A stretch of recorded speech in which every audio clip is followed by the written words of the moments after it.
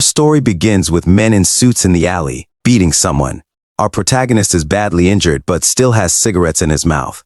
Park Kang-tae told the men that it hurts so much, but one of the men just told him that he'll give him some time to smoke his last cigarette. So he grabbed his lighter to light up his cigarette while thanking the man very much. The lighter released a fire and he started smoking his cigar. The man told the bald man to send off his brother easily in one shot, to which the bald man agreed. Then the bald man apologized to him, but he just spat out his cigar and told the bald man that he knows they are just doing what they are told to do. He knows that his life has been full of anger and despair, and he is still attached to it. Boxing was everything to him, and he had everything like height, punching power, and star quality. In high school, he was even called a promising prospect in the boxing world. But he couldn't ignore the provocations that came his way because he couldn't control his young blood. He was told that he could never box again and was shut down. He thinks there must have been other ways, and he might have been able to make a comeback because he knows that, at the very least, there was a way to make a living as a boxer. But he also knows that it is useless to regret it now. Still, if he had the chance, even just once more, he wants to do boxing one more time. Suddenly, he heard someone telling him that he was ashamed to be a boxing apprentice like him. But then, someone called him Callie to wake him up and asked if he was dead. Then someone shouted that they didn't care if he died and that they should go, making him wonder who it was. 3 boys were panicky, running away, leaving a young man bleeding on the ground. The young man's eyes were empty, but then they woke up when Park Kang-tae's soul entered the young man's body and he sprang up to catch his breath. Then he looked at his shaking hand, wondering what it was, knowing that he definitely died from being stabbed, and who was that body? A few days later, the man told the men that the losers of the match go to the mine, but if they won, they stay there in that August boxing apprentice school. The instructor named Nixar also told them that if they didn't want to go to the mine, they should train like they were going to die and listen carefully to the pairs he was assigning them to now. Then Nixar begins pairing Torres and Meros, Undad and Bizon, Kizo and Damien, Johnny and Caesar, and lastly, Slit and Callie. Then told them that the pairs called now would have a match in a week. The huge man laughingly replied to Nixar that it was clear, but the skinny man asked their captain if he was telling them to die. He knows that Nixar called the inferiors against the superiors, and he can see Nixar's intention. The mine is a dangerous place where many people still die from accidents or lung disease in the 21st century, and the environment there is even worse, so he knows that he must avoid going to the mine at all costs. Suddenly, Nixar called his name, making him jump in shock, and told him to follow him because he had something to ask him to do separately. One of the superiors asked if Kali was getting special treatment again, and the other superior furiously replied that Kali is a jerk who can't even keep up with training. On the other hand, somewhere else, Nixar told him that he had submitted his name to the owner for discharge. He asked Nixar if it was true, but he was surprised that he was calm. Nixar told him that he was not a boxer, and he had a small build, so the same goes for the mine. He'll die soon, making him think that with a body like his, he'll die in less than a year. Then Nixar told him that he'd recommend to the owner that he be sold to a different master. But he told Nixar that he'd go to the match in a week. Nixar asked him if he is really Callie, because if it was usual, he would have already cried and cried. But he firmly told Nixar that he will definitely become a boxer. Then he confidently glared at Nixar, making Nixar smile, and told him that if that's the case, he wouldn't say anything more, but if he changed his mind, he could come to him any time. Then, he silently walked outside, thinking about Nixar, questioning if he's really Callie. But he knows that he is not because until recently, he was a gangster named Park Kang. Got a second chance as a boy named Callie, which is the opportunity to do boxing again. But he knows that his current body is frail with weak bones and insufficient stamina. His growth spurt is late, and his punches are weak. In addition, it seems that Callie has been subjected to a lot of bullying, and it must have been because of that frail body that it wasn't seen. This makes him wonder why he got a second chance with that body. Suddenly, someone called him from the side, and the superiors were glaring at him, making him realize that it was starting again. Then Slit punched his face and kicked him away while telling him that he has never liked a bastard like him. The fact that the instructor took him in as an exception is also a problem. Then Slit asked him what he was bragging about, his father being a champion, and told him that he should just die because he was just a weak, insignificant bastard. The other man who was looking at him thought he was pathetic, but then they noticed that he was still standing up, making them can't believe it because they know that Callie would have been beaten to a pulp if it was usual. While he was wondering how pathetic the owner of his body must have been, Slit teasingly told him that he only had to look at his face for a week, but he agreed and jokingly told Slit that it was because he was going to be dragged to the mine. This made Slit angry and he launched his fist to punch him again.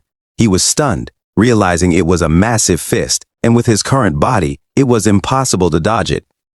He wondered how he could dodge it, but then he was surprised to see the fist slowly approaching him. Seeing it coming, he managed to dodge the punch in time, and he wondered if he had truly dodged it. The man who was observing them was also surprised and wondered what was happening. Slit became even more furious because he had avoided his attack and launched his fist once again. It was clear that he could see the trajectory of the fist, so he dodged the attack once more and skillfully avoided other attacks while getting closer to Slit, as he could also see when the guard was down. Then he punched Slit's chest, making Slit stumble back, and the other superiors were shocked. But Slit grabbed his shirt and aimed for him, angrily calling him a weakling, then launched his fist toward his face, hitting him hard. After this, the superiors walked away with Slit, telling him that nobody liked him being cocky. The man who had been watching them from the start observed for a while and then turned around to leave, leaving him alone on the ground, badly injured. However, he smiled and laughed heartily. He wondered why he hadn't noticed until now that something as important as body weight in boxing was eye-hand coordination and reflexes. The hand-eye coordination that can see every grain of sand that falls and follows its movement, and the reflexes that dodge all the punches. He knew he had a pretty useful corner, and swore that he was not going to the mine because he would win and survive. 20 years ago, there was a rising revolt of the armored gladiators, and it was a challenging situation that even regular troops struggled to cope with. The kingdom, which had barely suppressed the rebellion, later abolished the slave gladiator system, and that's how fighters were born. He found out that in this world, the audience only took pleasure in fights where opponents were destroyed with fists. Moreover, his current body made it easy for him to get injured. A man told him that if he was already exhausted, he could run slowly, but he replied with a cough, insisting that he was fine. He knew that he had to do everything to survive because in that place, lacking strength meant certain death. Moments later, Nixar shouted to them that it was over and they should stop. This left him catching his breath in exhaustion, feeling frustrated, knowing that he could run better when he was drinking alcohol or smoking. On the other hand, Nixar, who observed him, wondered how the kid who always lagged behind was now in the middle of the pack. If Callie had been like this before, they wouldn't have let him go, making Nixar wonder what had happened to Callie. Then Nixar overheard one of the men asking his friend why Callie had run with all his might today after getting beaten up. The friend inquired back if he thought Callie was acting a bit strange after his head got hurt. Nixar asked them what they meant by Callie's head getting hurt, leaving the two men shocked. He inquired further if Callie got beaten by another group, and the men replied that they believed Callie got beaten harder than usual. They thought Callie was dead because he was bleeding from the head, nose, and more. Nixar wondered if it was changing Callie because he felt the specter of death. He knew they needed to wait and see a little longer, so he ordered the men to run 50 more laps, to which they immediately replied yes. In the afternoon, during individual training, Callie noticed that everyone was working hard to avoid going to the mine. He realized he had to work just as hard, but he understood that the training was ineffective. It was impossible for him to inflict significant damage with his current body. He knew he had to aim for a crucial area like the jaw, because a well-placed jaw hit could shake the skull and make opponents fall. He needed to perfect his aim for the jaw. A man asked him what he was doing, and he replied that he was in the middle of training. The man questioned why he wasn't training like the others in their training camp. Callie suggested they train in a different style, similar to what they did in their training camp. The man called him cheeky and reminded him that they had been fighters even before he was born, so there was no value in ignoring the veterans. Callie knew that, in that place, boxing was of the slugger type, much like a heavyweight fight in his world. He used to train with that style, but regular training wouldn't help his current body.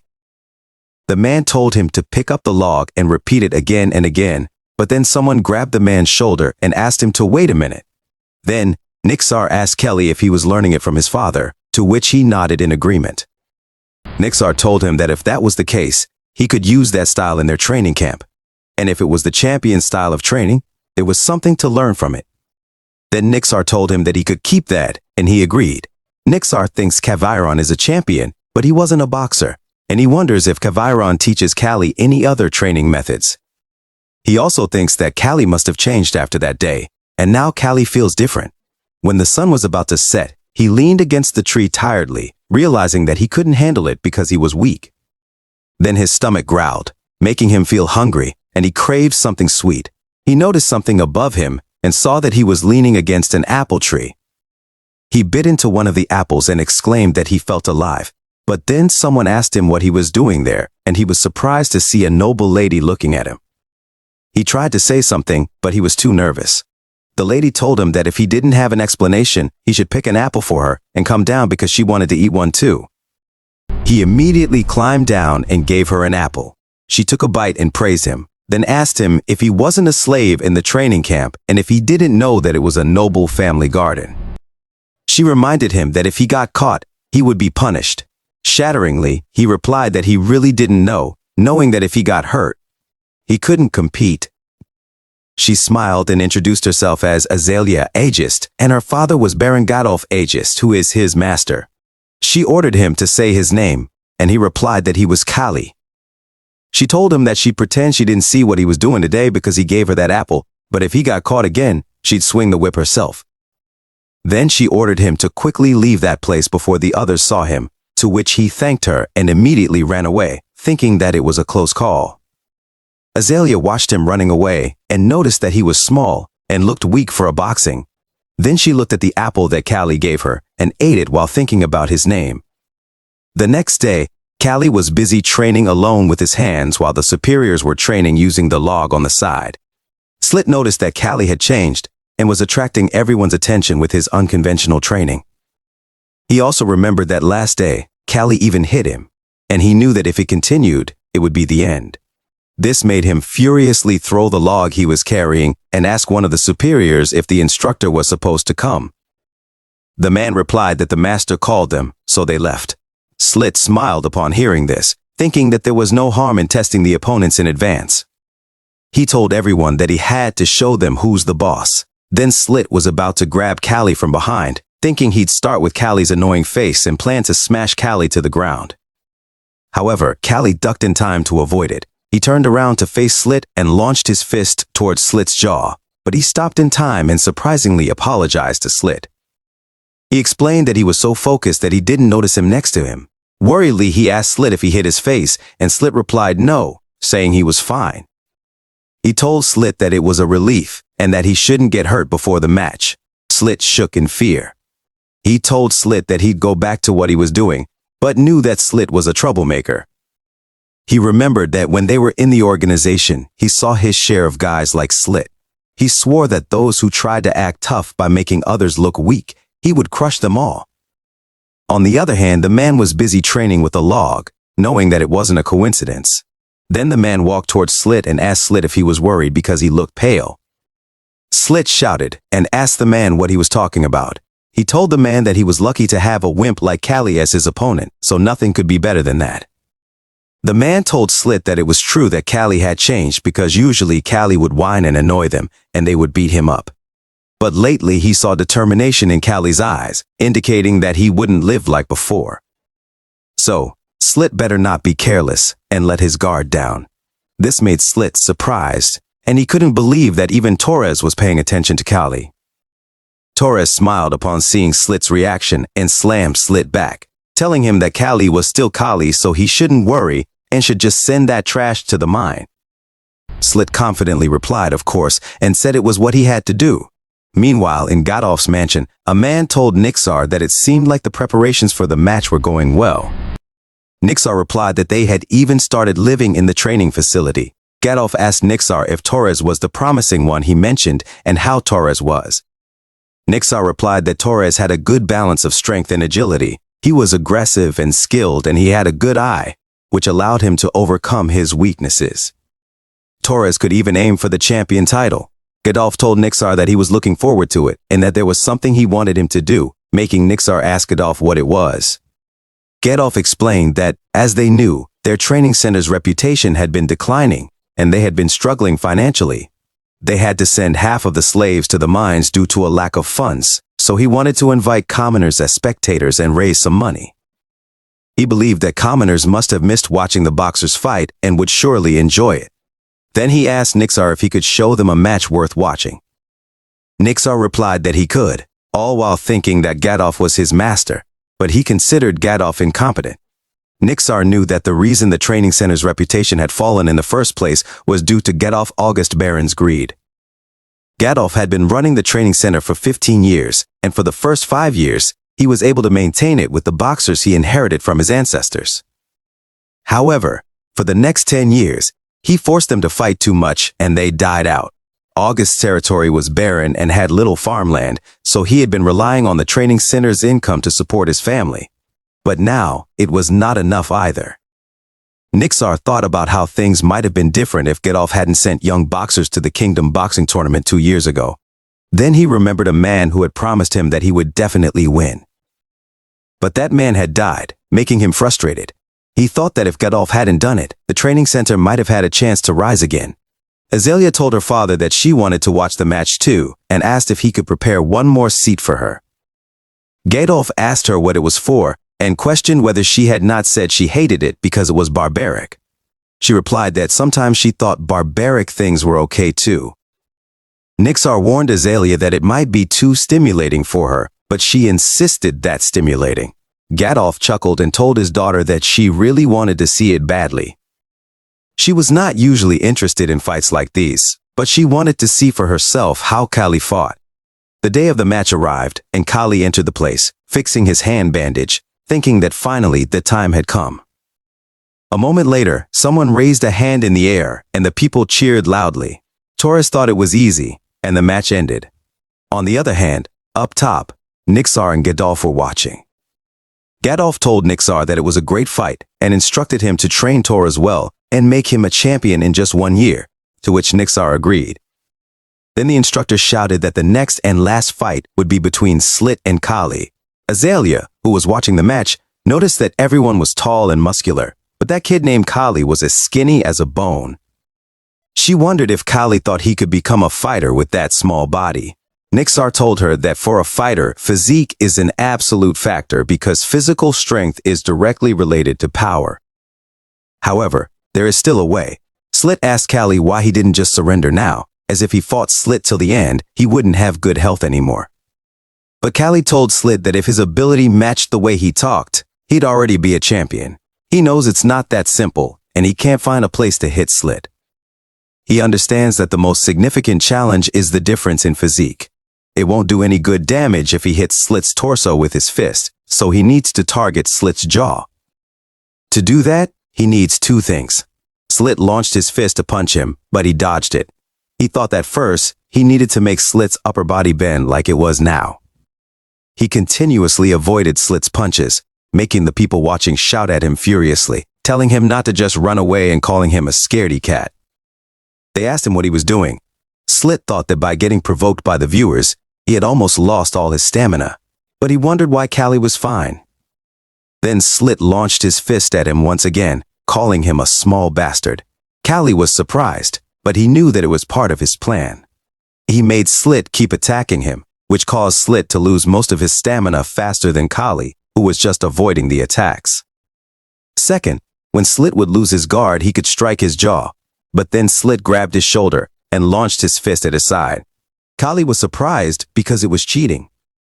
Slit's fist hit his side, and a few of his ribs broke. He shouted in pain and fell to the ground. The people cheered for Slit, while Kali wondered if everyone knew Slit was cheating because Slit had grabbed him with all his fingers, not his gloves. The instructor began to count down, and he thought that he never expected this to happen. He wondered what he should do. When the instructor counted down to 3, he pushed himself to stand up. Fortunately, he managed to get to his feet in time, although he wondered if his ribs were broken and how many were affected. However, he knew that wasn't the problem for now. The instructor asked him if he could still continue the fight, and he thought that he had already died once, so he would survive now. Slit told him that he'd regret standing up, but he just glared at Slit, knowing that his ribs were already broken and he couldn't move freely. Then Slit launched his fist toward him again, making him think that it was the worst situation, and now that it had come to this, he would do whatever it took. He met Slit's fist using his head, causing Slit to shout in pain. Slit was surprised, and his hand was hurt too. He launched towards Slit, realizing that he needed to attack him. Slit, angrily, was about to attack him again, but he dodged it and saw that the chance was now his. He punched Slit's jaw with all his might, making Slit stagger back a little. But Slit just smiled at him and asked if he thought only one of his punches would kill him. Suddenly, Slit collapsed and fell to the ground. The instructor began to count him down while the viewers were shocked and confused. When the countdown reached 0 and Slit didn't stand up, the instructor announced that the winner was Callie. The viewers were astonished and asked what was happening, but he was just glad that he was still alive. He swore that he wouldn't let his second chance at life go to waste. A week later, the slave traders arrived and half of the apprentices were sent to the mine. The only exception among the inferior students was him. Now there were only a little over 10 people left in the training ground, so the training center was quiet. Later at August's mansion, Nixar told him that the shackles would be released when he returned to the training center. He looked around because it was his first time coming to August's mansion. Nixar asked him how his body was, and he replied that he was fine. Then he excused himself to ask Nixar why the lady had called him. Nixar replied that she seemed to be interested in him after the last match. A few minutes later in Azalea's room, she greeted him and told him that they were meeting again. Then she ordered Nixar to stay outside for a while, and Nixar, confused, replied, "Okay." After Nixar left, she told him to sit there, but he told her that he was fine. She told him not to refuse as she didn't ask twice. He mentioned that he heard she had called him, and she responded by throwing some fruits at him, telling him that he was a bit impatient and should have some fruits. They began to talk, and he ate the fruits she had given, which made her look at him with a smile. Then she explained that she had called him because she had something to ask him. She inquired if he knew that slaves had no right to refuse. He replied yes, while thinking that Azalea was hard to read. She told him that he was amazing in the last match and did well with his thin arms. She also mentioned his one shot, but her father said it was luck and coincidence. She asked him if it wasn't, making him ponder that she was smart and quick because Slit's punch was a coincidence, but then he told her that he shook his head, which left her confused as to what he meant by shook. He explained that if they hit the chin accurately with their fists, the head would shake, and the person would lose temporary control of their body. But it only applied when the impact was strong enough. She asked if he aimed and attacked, to which he replied yes.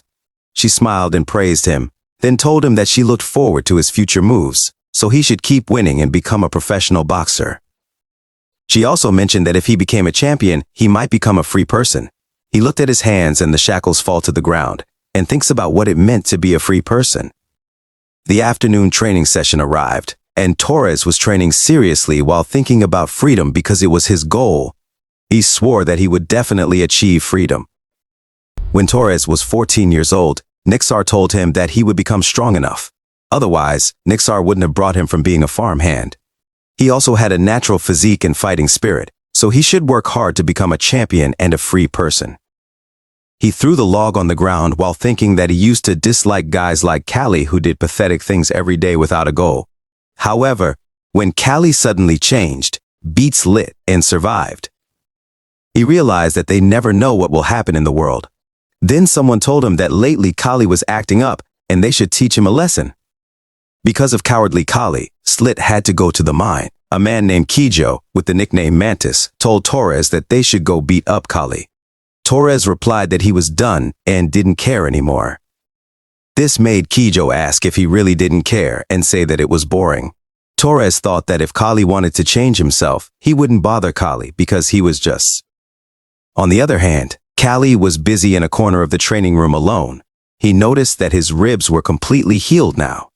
He had started exercising around the time he recovered and had gained some muscle too. Then someone called him and told him that he had come out of the training ground after a long time. He just thought to himself that he had been wondering when they'd show up. Kijo asked him if it was fun to win easily, and he sighingly replied that it would be troublesome if they got hurt. Kijo teasingly told him not to be too scared because he'd go easy on him. However, he corrected Kijo, saying it was troublesome if he got hurt. This made Kijo angry, and he launched his fist to attack him, but he jumped backward in time to avoid it. Kijo tried to punch him again, but he avoided it once more while launching a counterattack, then hit Kijo's jaw. Kijo coughed out blood and slowly fell. He was thinking that Kijo must have thought he won by pure luck. Then he told them in his mind that they were overconfident. With tall height and overwhelming reach, it felt like facing someone with a spear. His long jabs and punches made it nearly impossible to approach. He knew that having a long reach was a significant advantage. But Kijo had a large movement and a bent swing that didn't allow him to take full advantage of the reach. It meant that Kijo was essentially a big punching bag. He understood that he shouldn't give Kijo any breaks and needed to maintain the pressure, so he continued to punch Kijo. However, two more men suddenly appeared behind him, ready to attack. This surprised him, but he managed to avoid their attacks, wondering if the three of them were coming at him. Kijo told him not to get cocky with the punch he had landed by chance. Frustrated, he asked Kijo if he was resorting to numbers because he was at a disadvantage. This enraged Kijo, who tried to punch him, but he skillfully avoided it. Unfortunately, another man kneed him from behind, making him realize that they were willing to gang up on him to maintain their self-esteem. He fell to the ground and looked up at them, recalling that he hadn't been much different from them before. He asked Kijo why he was making a fool of himself in a one-on-one fight, and told him that if he wanted to gang up on someone, he should have done it from the start. Kijo asked Torres why he was on Kali's side, and Torres replied that he didn't take anyone's side. He was simply annoyed by the guy who had been beaten by Kali and was now acting up. Kijo shouted that he hadn't been beaten and had just let his guard down for a moment. Torres challenged Kijo to have a one-on-one fight again, with him as the referee. Kijo confidently accepted, and then he gave Kijo a menacing glare with his sharp eyes, which made Kijo jump in horror, wondering if that kid was Kali. Kijo attacked him, but he easily avoided it and pointed out that it was a slow punch, finding it strange that Kijo couldn't dodge it. He continued to punch Kijo's side, and Kijo raised his fist to attack him again, telling him to shut up. Once more, he easily avoided Kijo's punches and told Kijo that he was wasting movements as well. Then he launched his fist toward Kijo's face, saying that Kijo was only showing his weakness. He punched Kijo's jaw, making Kijo dizzy, and he collapsed to the ground face first. Torres noticed that Kali looked like an experienced boxer. He knew that Kali's father was a champion, so Kali must have some talent. Kali called Torres, but Torres told him that they had nothing to do with each other. Still, Kali asked Torres if he didn't hate him and why he helped him. Torres just turned around, asking him if he had to explain that to someone like him, and told him to just get lost now. After that incident, there were no more guys who picked on him blatantly, and they implicitly acknowledged that Kali was one of the boxing apprentices. Meanwhile, in the August Mansion guest reception room, Gadolf shouted at someone not to worry and just proceed with the match as usual. Then someone came out of the room with a smile, leaving Nixar surprised. Nixar walked inside, calling Gadolf, and reminded Gadolf that he had told him to refuse that match because they only had apprentice boxers on their side. But Gadolf angrily asked him if he could stand it and told him that Dorman hadn't brought any proper boxers, so they might win if they did well. Nixar told Gadolf that there were two ways to handle it, either prepare the best members and fight, or send out a sacrificial lamb for the next round. But Gadolf angrily ordered him to pick the best three and come because he wanted to see Baron Dorman lose his temper. Nixar wondered how much more Gadolf had to ruin the training center before he came to his senses. He realized that if aces like Taurus became disabled, the training center would be in jeopardy. He also noted that they had 3 days left to train the aces and prepare for the upcoming match. Later, Nixar called Taurus, Kijo, and Kali to inform them that he had decided to train them and put them in a match against Dorman's training camp in 3 days. He chose them because they were the ones whom he and the other instructors believed were the best. Torres asked Nixar if he thought the team he was assembling would win, and Nixar remained silent for a moment, thinking about Gadolf. Finally, he told them that they had a ridiculously small chance of winning. Worried, Kijo asked Nixar if they would die if they lost, and Nixar replied that Godolph wouldn't let them die because they were his property. But the opponents could certainly break their bones. He asked Nixar if he had called them because he believed they could win, but Nixar just told Torres that he would practice sparring with the other instructors repeatedly to gain more experience in the next 3 days. Torres nodded in agreement. Then Nixar told Kijo that he should find a way to handle his fear and train his mentality. Then lastly, Nixar tells Kali if he needs anything he can tell him, and chosen him because of his recent improvement, so he didn't have a specific training plan for him. Upon hearing this, Kali told Nixar that he needed one person to help with his training. A moment later, Torres was being punched by someone, and the instructor advised him not to hold back because their opponents were experienced fighters. He emphasized that no matter how strong the opponents were, when Torres hit them, they would fall. The instructor also told Torres to act like a winner even if his legs were shaking and he felt like collapsing. He needed to make the opponent believe that he was an indomitable force. Then the instructor suggested taking a break and continuing later. However, Torres noticed Kali on the side, making him wonder what Kali was doing in that training field. On the other hand, the laborer named Valkyra asked Kali if he was crazy and if he really meant to throw the stone. Kali simply told Valkyra to go ahead and do it, asking what he had just said. Valkyra replied that it was nothing and that he would throw the stone. Valkyra threw the stone at Kali, but Kali easily avoided it, causing the stone to hit the wall instead. Kali understood that it was a hit-or-miss situation, one of the key aspects of modern boxing. He knew that no matter how hard he trained in 3 days, there was no way he could gain muscles. Therefore, he planned to focus on training his footwork, weaving and refining all of his reflexes, as they were his most critical weapons now. A moment later, he caught the stone that was being thrown at him while praising Valkyra for doing a good job. He told him that the training was over for the day, thinking that sharpening his body's reflexes was also a form of training for boxers. Then he arrived at their room and heard someone shouting that he would kill them all, with others trying to calm a man named Valky down. He was surprised by the situation and asked what was happening. Valky angrily told Dorman that he wouldn't forgive him. Kali asked Kijo what the hell was happening, but Kijo replied that he didn't know either. Kali urged Kijo to tell the truth because it was a serious situation. Kijo explained that fighters from Dorman's training camp had come by and mercilessly beaten them because they were angry about the match. However, there were no severe injuries, only bruises, so it was challenging for the instructors to handle. Kijo thinks they will be completely defeated. Valky shouted that Dorman and his fighters were sons of bitches and that he would kill them. Then Nixar appeared, shouting at Valky and furiously asking him if he was stupid. Nixar slapped Valky and told him that if they lost, it was over. He reminded Valky that he had already lost a fight. Nixar then encouraged them to become stronger than their opponents from now on. Kali realized that after training and living with them, he had formed a bond with his fellow trainees. He knew that from this point on, the fight wouldn't only be an event for the citizens, but also a battle for Gedo's pride, and it was the clash between 2 training camps. 3 days later, at Augusta State Arena, a spectator commented to his friend about the buzzing crowd in the stands, noting that it seemed like half of the estate's residents had gathered there. Meanwhile, Nixar instructed Kijo, Taurus, and Kali about the herbal tea in their hands, explaining it would relax them and provide strength. He advised them that if they believed they were going to lose, they should raise 2 fingers high, as it was better to have their pride hurt than to become crippled. Nixar then revealed the order. Kijo would go first, followed by Taurus and Kali. He directed Kijo to get ready, which caused Kijo to spit out his tea and nervously question if he was really going first.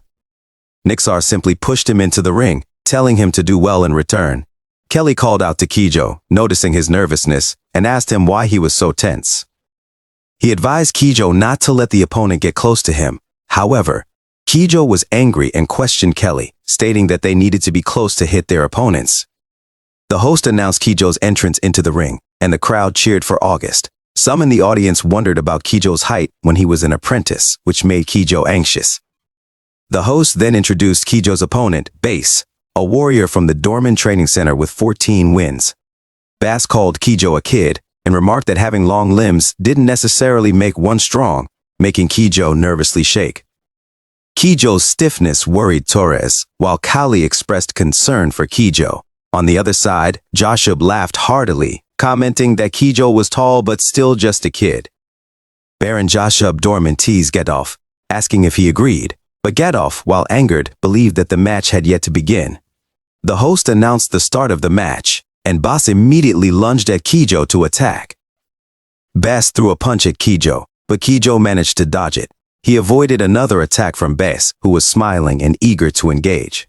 However, the audience expressed their frustration, questioning if Kijo was a real man and whether they had come to see such a performance. Kijo, frustrated, cursed them in his thoughts, knowing that anyone could talk. Suddenly, Bass appeared right in front of Kijo, launching an attack and questioning how long Kijo intended to run away. Kijo instinctively covered his face with his hands, but Bass managed to land a punch on his chest, causing Kijo to shout in pain. Bass considered Kijo pathetic for falling for such a trick. He then followed up with a punch to Kijo's face, which made Kali, Torres, and Nixar worryingly stand up in response. Kijo fell to the ground hard, and Bass proudly raised his hands in victory. However, the audience expressed their disappointment, criticizing Kijo's performance and urging him to get up quickly or even contemplate giving up entirely. The referee began the countdown and Kijo wondered how he could possibly win. Then he looks to his side and notices that Gadolf is glaring at him. Bass was confused when he sees Kijo gets up, and Kijo knew that if he gave up, without throwing a punch, it would likely mean being kicked out of the training center. Bass, teasingly, asked if Kijo still had the will to fight, but Kijo told him to shut up and reminded himself that he was a boxer too. He told himself to calm down and follow the instructor's advice. He recalled Nixar's words, in which Nixar questioned why he lost to Kali. Nixar noted that it wasn't a fight he should have lost, especially given his advantageous physical attributes. Nixar pointed out that Kijo had failed to use his height and long limbs effectively, likely losing his composure and becoming impatient, which allowed Kali to get too close. Nixar advised him to stay calm, not be afraid, prevent the opponent from getting too close, and intercept the attacking opponent. With this advice in mind, Kijo used his long arm to punch Bass in the face, causing Bass to stumble in shock. Kali, Torres, and Nixar cheered for Kijo. Even Kijo couldn't believe that he had landed a punch successfully, but he felt confident that his fist had struck Bass. Kijo continued to punch Bass, taking advantage of the situation, while the crowd loudly cheered for him. Kali observed that Kijo was now more flexible and faster, having reduced unnecessary muscle stress, making his attacks even more threatening. Kijo's agility and speed were evident, and his attack style was akin to that of a mantis. Bass was ready to retaliate. But Kijo's height presented a challenge, and it was hard for Bass to mount a defense. Bass knew that he had to hit Kijo harder than Kijo was hitting him to secure victory. But Kijo skillfully avoided Bass's attacks and smiled, knowing he had the upper hand. Kijo launched his fist into the open space on Bass's face, delivering a powerful blow that sent Bass falling to the ground and collapsing. The crowd erupted in cheers, leaving Kijo both surprised and overwhelmed. He immediately looked for Nixar in the audience, and upon seeing Nixar nodding and smiling, Kijo raised his hand with tears in his eyes and jubilantly shouted that he had won, prompting more cheers from the spectators. Gadolf teased Joshua about their apprentice's victory and asked if Joshua had seen it. Joshua responded with frustration, reminding Gadolf that they still had 2 fighters to compete. Gadolf instructed Valkyra to convey a message to Nixar, emphasizing the consequences of losing and mentioning sending the losers to the mine. Valkyra delivered Gadolf's message, leaving Nixar frustrated. Nixar then informed Kali and Taurus about Gadolf's threat, assuring them that he would persuade Gadolf later and suggesting that if they felt in danger, they should surrender immediately. However, Taurus confidently declared that there was no need for Nixar to persuade Gadolf, as he would win. Kali noticed Taurus's determination, but he also realized that Manga, Taurus's opponent, was on a different level than Bass. Soon, Taurus and Manga faced each other in the ring. Manga offered Torres advice, noting that he was different from Bass and suggesting that Torres give up to avoid getting hurt. Torres responded by telling Manga not to say anything and challenged him to fight. When the referee initiated the match, both fighters immediately launched their fists at each other. The audience, including Kali, was shocked to see both Torres and Manga landing simultaneous punches on each other, resulting in blood being splattered around the ring. Unfortunately for Torres, Manga's strength proved superior, pushing him back. Despite the odds, Torres managed to hold his ground and exchanged punches with Manga once again, creating an exhilarating moment for the audience. Torres, with a smile, asked Manga how many hits he had taken, trying to project confidence even if he was on the verge of exhaustion. Manga acknowledged that Torres was used to facing more active fighters, but vowed not to let him win.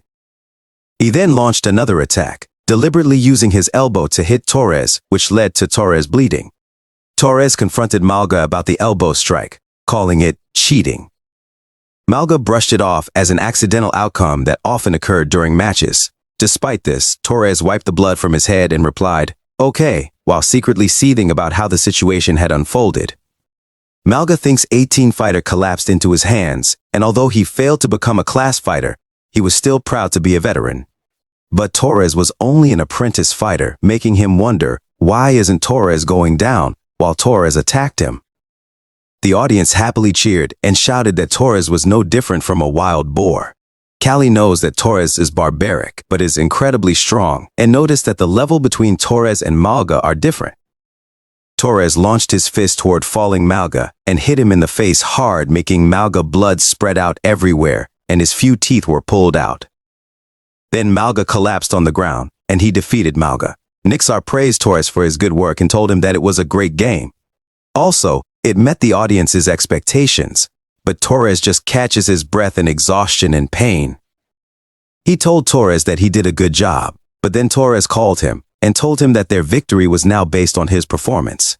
He replied, of course, and confidently told Torres that he'd ended and come back.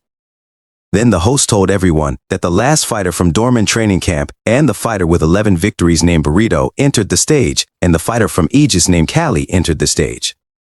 The audience disappointedly encouraged him that he wouldn't win and their house was bigger than him. But Valkyra cheeringly told him that they should win it, and Valkyra was surprised by his words too, so he covered his mouth without realizing that Azalea heard him. She asked Valkyra if he knew Kali, and Valkyra replied that yes, because he helps Kali during training, and Kali asked him to help throw stones at him while he avoids them. But then Joshua says that Kali was a bone, and they just let their guard down before, but he think that time they'll win easily. Adolf teasingly told Joshua that it will be disappointing if they didn't win that time, making Joshua shake in anger. Azalea was also expecting Callie to fight as she looked at him in the ring facing Burrito. Burrito apologized to him because he wouldn't let him win. Then Burrito swiftly jumped toward Callie and appeared in front of him, taking him by surprise. However, Callie managed to jump in time to avoid Burrito's attack, realizing that Burrito was faster and more dangerous than he had expected. He quickly jumped to the side to gain a better position, but was surprised to find that Burrito was blocking his movements. Realizing that he was cornered, he launched his fist to attack, knowing that he needed to escape at any cost. He landed several punches on Burrito, but Burrito told him that his punches were weak. The audience became angry and shouted at Burrito to fight properly, considering Callie just a beginner. They questioned why he wasn't using his fists, especially as a fighter with 11 wins. Burrito glanced at the audience silently, but then Callie teasingly reminded him that he wouldn't let him win, so he better use his fists properly. Burrito was aware that Callie was using the audience, and he couldn't figure out what Callie was after. However, he was determined to crush him and launched an attack. He glared at Burrito's fist, knowing that an attack was imminent. He successfully dodged Burrito's first attack, then the second, and even the third, leaving the audience shocked and Burrito confused, wondering if Callie was truly just an apprentice with such sharpened senses. Meanwhile, Joshua was furious, calling Burrito a punk, and wondering how Burrito couldn't land a single punch on Callie, who was just a skinny apprentice fighter. Azalea smiled, knowing that Callie was different from the typical apprentice fighter, silently urging him to show everyone that he was indeed unique among the fighters. Burrito was angry and attacked him again, but he noticed that Burrito always used the right jab, so he easily and quickly avoided it. Then he saw that Burrito's next attack was a left hook and a right uppercut, and he avoided all of them. He remembered Valkyra asking him why he was avoiding these punches, but he asked Valkyra if he wanted him to get hit all the time. He told him to look at his body and explained that if he got hit by those punches, he'd break into pieces. Valkyra told him that it wasn't what he meant. He explained that in the end, if he didn't punch his opponent, he wouldn't win. He explained to Valkyra that he would avoid the punches while waiting for the perfect time. This made Valkyra confused, and he asked what he meant by the perfect time. He replied that it was about watching his opponent's movements and analyzing their patterns. He figured out that Burrito would first prepare his foot for a step, move his upper body for a punch, and then he analyzed his shoulder, chest, and waist before he was ready to attack. He didn't know if his fragile body could endure the hit, but he was confident that his experience and body sense could help him win. Then he punched Burrito in the face, making Burrito's nose bleed. He followed it with a punch to Burrito's cheek, not giving Burrito a chance to recover. The audience Nixar and the masters couldn't believe that he had hit Burrito for the second time. Valkyra was also surprised, thinking about analyzing patterns because he saw that Callie had really done it. Burrito was on his knees, wondering how it could happen. He told Burrito in his head not to stand up because he couldn't use his right hand anymore, and that he should give up so they could move forward. However, Burrito furiously slammed his hand on the ground and stood up, calling him a son of a bitch. This left him in a position of frustration. Burrito told him that he was like a rat and that he would crush him without him realizing that Burrito was holding sand in his hand. Then Burrito threw sand into his eyes, thinking that no matter how fast he was, if he couldn't see, it would be his end, as Aaliyah shouted that it was cheating. But Joshua just told her that it was Kali's fault for not being careful, and it was natural that when they fell, they got sand in their hands. On the other hand, Kali was frustrated because he really couldn't get used to the boxing fight there. He tried to open his eyes, but it hurt too much. Suddenly, Burrito punched his face, sending him flying into the distance. Burrito told him that he was nasty, but he just stood up with his eyes closed and faced Burrito once again. Burrito ran toward him, shouting that it was the end, but he didn't move from his position, knowing that he needed to stay calm because his analysis was already done. He knew that Burrito always starts with the right jab. Then he launched his fist toward Burrito and punched him in the face with all his might, making Burrito bleed and slowly fall. Burrito collapsed to the ground, defeated. The referee began to count down, and when the referee hit 0 and Burrito didn't stand up, he raised his hand in victory, shouting, making Azalea shocked. She had come all the way there to experience that sensation. Nixar patted his head and proudly told him that he couldn't believe they had won. Therein, Josh Abdurrahman, whose pride had fallen, left the territory quickly, and Gadolf, who felt joy, gave them 3 whole pigs as rewards. 2 months later, the harvest season had come. Kijo put down a box of vegetables on the ground and angrily asked if they were farmers or fighters. He told Kijo that he was complaining too much and should think of it as strength training. Also, Kali's body had gone through many changes. A moment later, he placed the last box of vegetables on the table and the farmer smiled, telling him he did a good job. The farmer suggested he take some with him, to which Kali thanked him. Then the farmer asked if they were going to the harvest festival of Duke Wesley, and Kijo replied no because they were still apprentices. So they had to wait another year to go. The farmer said it was too bad because he wanted to see their matches again. He asked Kijo what they were planning to do at the harvest festival as he waved goodbye. Kijo responded by asking if he was silly and explained that the highlight of the harvest festival is boxing, and their master is one of the Duke's relatives. Kijo further mentioned that Dorman and August were competing under his sponsorship, with Dorman currently having the upper hand. He pretended to remember, but Kijo teasingly asked him if he'd been hit on the head hard before.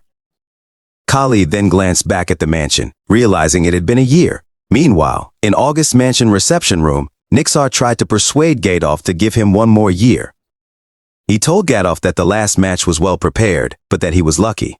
Gadolf, in response, mentioned that a letter had arrived from the Duke's house, and they must have heard about their last victory. The Duke wanted to see the 3 apprentices, and if they refused, it wouldn't be good for them. Nixar understood that Duke Wesley was one of the 5 dukes in the kingdom, and they couldn't possibly refuse. He replied, "I understand." Gadolf told him that they would depart for the Duke's house with an escort the day after tomorrow, so they should get ready. From now on, those 3 were official boxers, so he should mark them. A moment later, Kali felt that the mark on his shoulder was still sore, but as long as he could box, it didn't matter. Then, they continued on their journey. Suddenly, someone congratulated Kali for becoming an official boxer, as Aaliyah told him that thanks to him, she could walk alongside the nobles. He asked her if she was talking about him, and she replied yes, for which he thanked her. She stared at him, making him confused. But then she told him that he had changed a lot and should show his training results at the harvest festival. Kijo asked him if their lady wasn't pretty and mentioned that her red hair and full lips showed her beauty from afar. Kali remembered her expressions and realized that she was indeed pretty. Torres told Kijo to watch his mouth unless he wanted to face their master's anger, but Kijo asked Torres what he was so worried about and suggested that Torres actually liked him. This made Torres angry, and he attacked Kijo from behind. Kijo told Torres he got the message defeatedly. The knights told them to be quiet. The night arrived, and the captain of the knights told everyone that they should stop there to take a break and then leave. Kijo, irritated, asks why they are going around the mountain, and the bugs are sticking to him. He just asks Kijo back, who would have known that the bridge collapsed because of the rainstorm. Kijo asks them back, what if bandits show up? On the other hand, inside the carriage, Gadolf tells Aelia that the sun sets quickly in the mountains, so she should go to sleep first. Then Gadolf told the captain of the knights that they'd leave early tomorrow morning, and the knight replied that it was harvest season now, so the bandits were rampant. He should hurry, but Gadolf asked the captain of the knights if it wasn't because of those bandits that he pays them. While they were busy talking, he heard something and wondered if it was a rustling sound. Teo shouted that something moved in the bushes, and he told Gadolf that they should leave now, making Gadolf ask them what it was and where they thought they were going. Suddenly, someone threw something at the captain of the knights, and a swarm of sharp arrows flew in their direction. Gadolf, panicky, shouted that it was an attack, and the knight immediately protected Gadolf. Nixar, who was hiding in the bush, told them to come there, but he noticed that the arrow shower stopped and saw that there were too many bandits approaching them. He told Nixar that they didn't have enough soldiers, so if he unlocked their chains, they'd fight with him, to which Taurus and Kijo agreed too. Nixar got the key to their chains and freed them while telling them to only subdue the ones who approached them, and protecting Gadolf and the lady is their priority. Suddenly, one of the bandits attacked Kijo with a sword while shouting that he found them. Unfortunately, he blocked it in time with the chain on his wrist and punched the man in the face. He told them not to just stand there and they should go. Torres wrapped the chain around his arm while saying that Kali was a crazy bastard, and Kijo told Torres that Kali was definitely not an ordinary guy. On the other hand, he was running fast toward the carriage, knowing that he had to find Gadolf and Aelia. The knights grabbed Gadolf, who was trying to free himself from them, but the knight told him that they had to go quickly, making him realize that Gadolf is safe. But then Gadolf shouted that Aelia was still in the carriage, making him surprised and immediately run toward it. But he noticed that one of the bandits was already approaching it, so he shouted to the man to stop. The man just smiled at him and swung the sword at him. Fortunately, he blocked it using the chain on his arm. But he still got thrown to the ground hard, realizing that the man had strong power. Then the man opened the carriage door, making Aelia surprised and shout in fear, which he heard. Then the man came out of the carriage, holding a collapsed Aelia in his hand. When he saw Aelia didn't move, he shouted and wordly called her name. Then the man ran away speedily while holding Aelia. Gadolf asked the knights what they were doing and ordered them to help Aelia. However, the knight didn't move and told Gadolf that he'd be back in a bit. A few minutes later, the man ran toward the cliff while he was telling him to stop and that there was nowhere else to go. The man put down Aelia while telling him that he looked like a slave and pointed the sword at him while asking if he wanted to come with them. He just asked the man why he would point a sword at him when recruiting him and told the man that if he comes with him, would end up doing nothing more than banditry. The man positioned himself and told him that it was the end of the story. He noticed that it was a train move and asked the man if he was a gladiator. The man jumped toward him to attack him while telling him that he was a gladiator with 42 wins. He knew that it was impossible to fight the man head on, making him wonder if he should fight him or pass him. The man swung his blade at him, but he jumped back in time to avoid it. Then he speedily ran toward Aelia, making the man surprised. But he just grabbed Aelia from ground and told the man that he felt sorry for him because he had no intention of fighting while jumping off the cliff with Aelia. Then they fell into the ocean, leaving the man alone looking at them. A moment later, he called Aelia to wake up and was glad that she was breathing. She slowly opened her eyes and sat up in shock, making him glad that she had regained consciousness. He asked her if she was all right. A few minutes later, he told her what had happened, and she told him that she clearly remembered that one-eyed man who hit her. While he was busy thinking that he never thought he would use the camouflage techniques he learned in the military there, she told him that they should at least light some fire, but he told her that it was not possible because the trees were all moist, and worst of all, they might get caught, making her say that he was incompetent. He was surprised when he saw her shaking from the cold and thought that her body temperature must have dropped a lot because of the wet clothes. He told her that if she kept wearing wet clothes, she would catch a cold, and she'd feel less cold if she took off her clothes. This made her shyly ask him if he was telling her to take off her clothes and called him a shameless bastard. He assured her that he didn't mean it that way. He was just saying that it's better than freezing to death, and he'd turn his back. She told him that he had become quite bold, and he replied that it was because right now he had to protect her, and if anything happened to her, Gadolf would kill him. She told him not to look back, and that she'd kill him if he turned around, to which he agreed. The truth was his head was spinning as he heard her taking off her clothes. Then he asked her if she was feeling less cold, but she still shivered from the cold. She noticed that even though he was freezing, he could see his lips turning blue and his body was shaking with cold. He told her there were two ways to warm up, either move their bodies to raise body temperature or stick their bodies together. She replied that it was okay and she was fine, but then she was surprised to see him doing push-up from the ground. He stood up and excused himself to her. Suddenly, he put his arm around her, which made her surprised, and she shyly asked him what he was doing. He reminded her that he had told her they needed to stick their bodies together because it was said to be a way for soldiers to endure the cold during winter marches. He told her that she might not like it, but if something happened to her, he'd be in trouble. She silently sat next to him. The next morning, he told her that it seemed safe around there and asked if she could walk. She asked him if he was going to carry her if she couldn't, making him realize that Azalea was still acting tough. Suddenly, her stomach growled with hunger, and she shyly said she couldn't help it because she hadn't eaten anything since last night. Later, near the river, he asked her if she'd like to have some. Then he cut the raw fish he had caught in the river and gave her a piece of its meat. At first, she felt disgusted, but when she tasted it, her expression changed.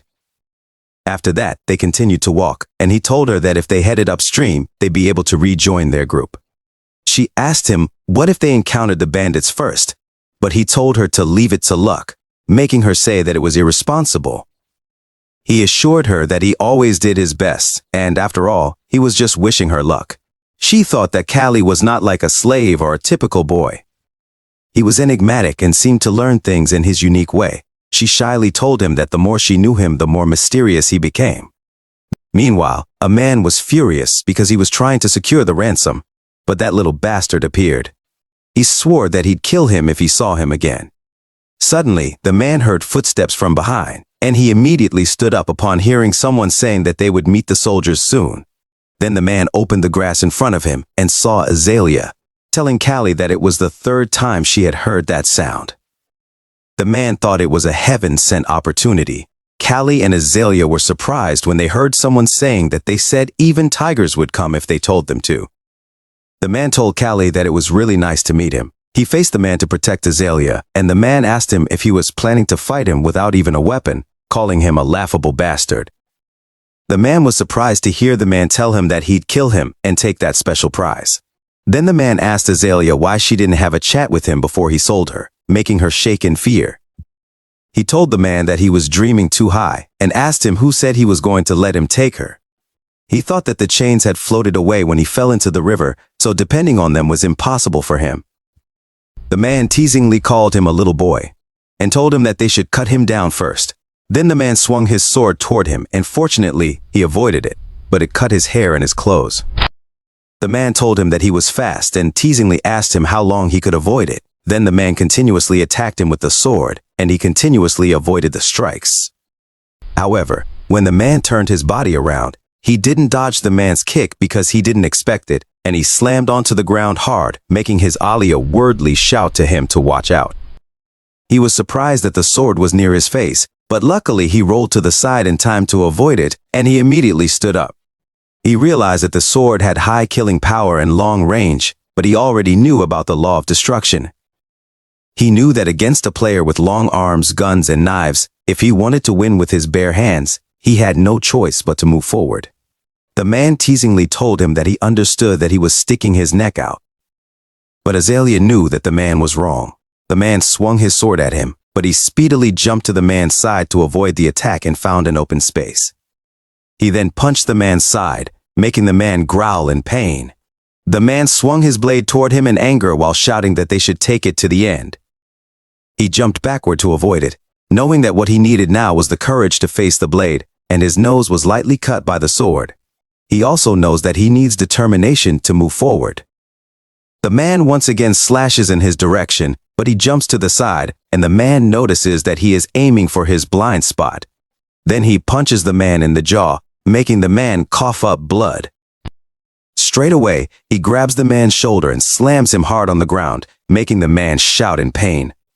He doesn't stop and punches the man in the face, elbows the man, and continuously punches him until he's exhausted and can't move anymore. He leans against a nearby tree while the man is badly beaten near another tree. The man still tries to grab his sword next to him and furiously swears that he'd definitely kill Callie. Then a shadow appears in front of the man and grabs his sword, making the man panic. As Alia lifts the sword and says that the man tried to disgrace her, and then she stabs the man with the sword, leaving Callie surprised. Shakingly, she tells him that even killing the man 100 times is not enough, which leaves him stunned and realizing that his alias is not normal either. After dealing with the boss, they were found by the rescue team and were able to return safely. Nixar, who was applying ointment to his cut, told him that he was lucky because if he had cut a little higher, he would have been blind. He teasingly told Nixar that he looked more manly and nice.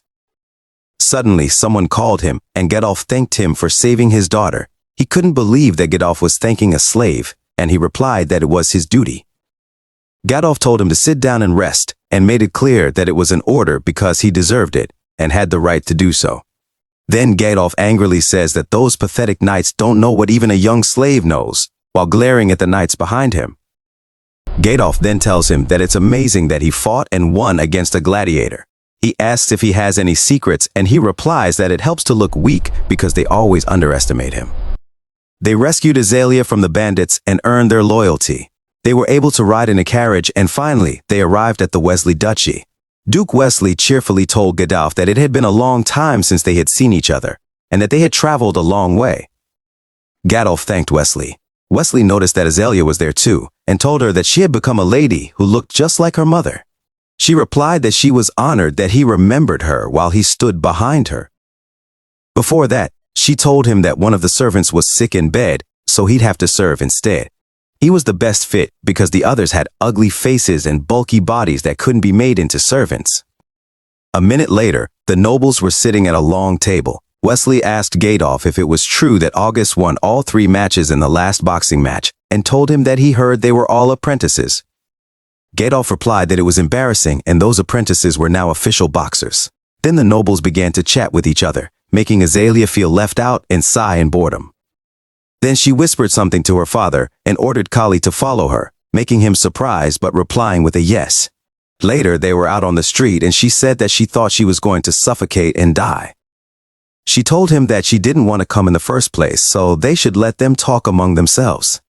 He told her that she looked unhappy.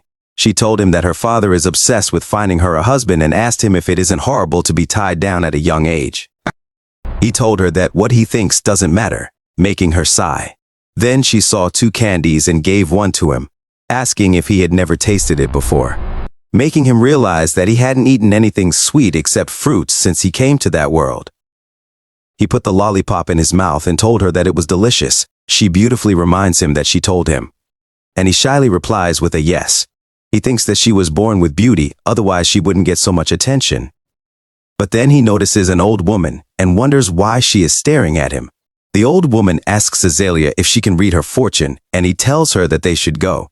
But she replies no, because it sounds fun, and she has never had her fortune read before, so they should go see it.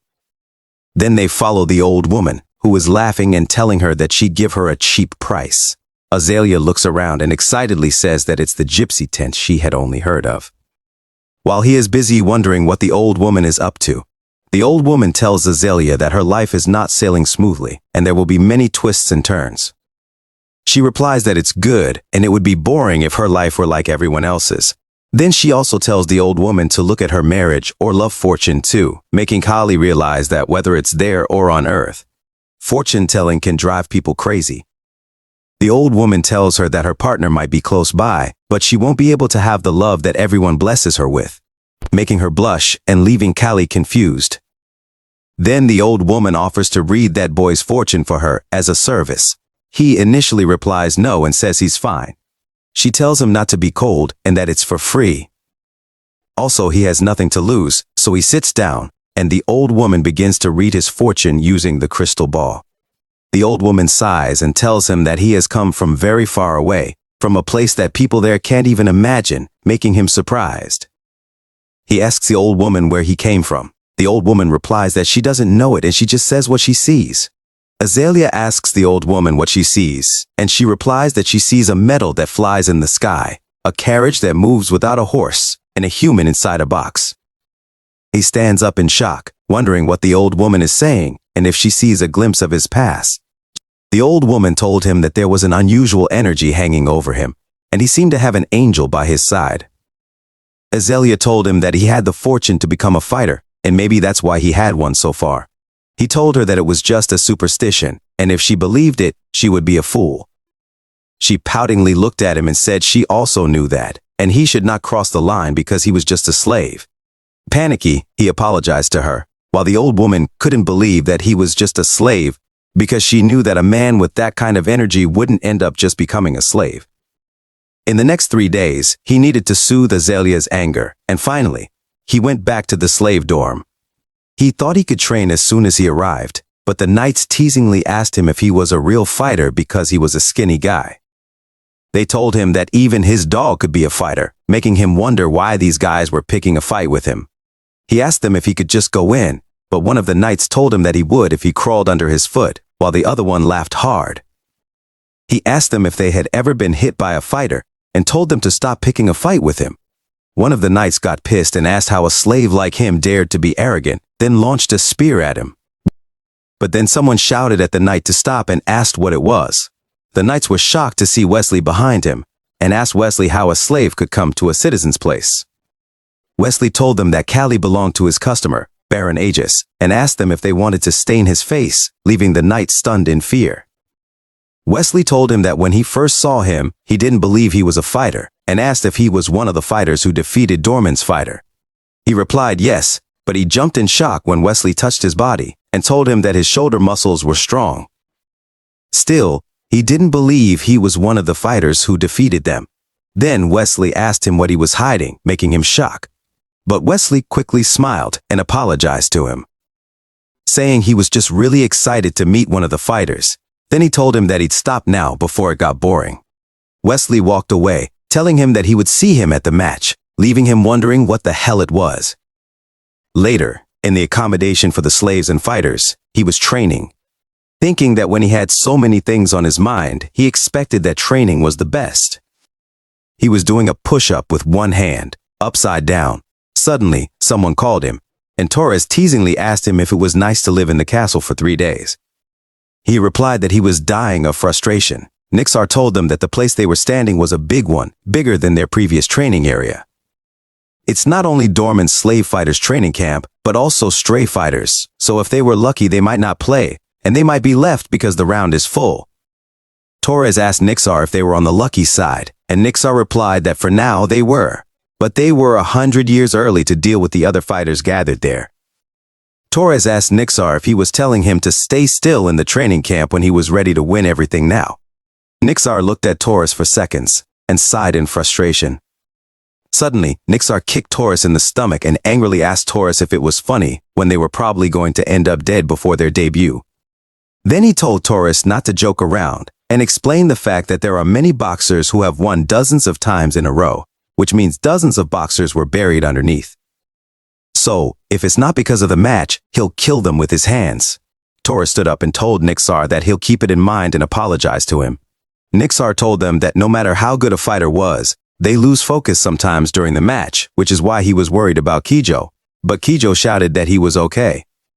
Suddenly they heard someone shout that it was an ogre and Dorman's ogre had come, making Nixar shocked and immediately turn around to look at it.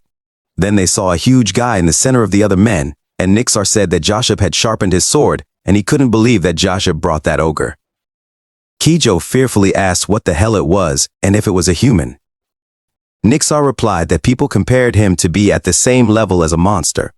Kelly wondered if the huge guy is a person, and doesn't that guy really look like an ogre from a fantasy world while looking at Dorman's ogre, a fierce fighter who has won 76 times in a year?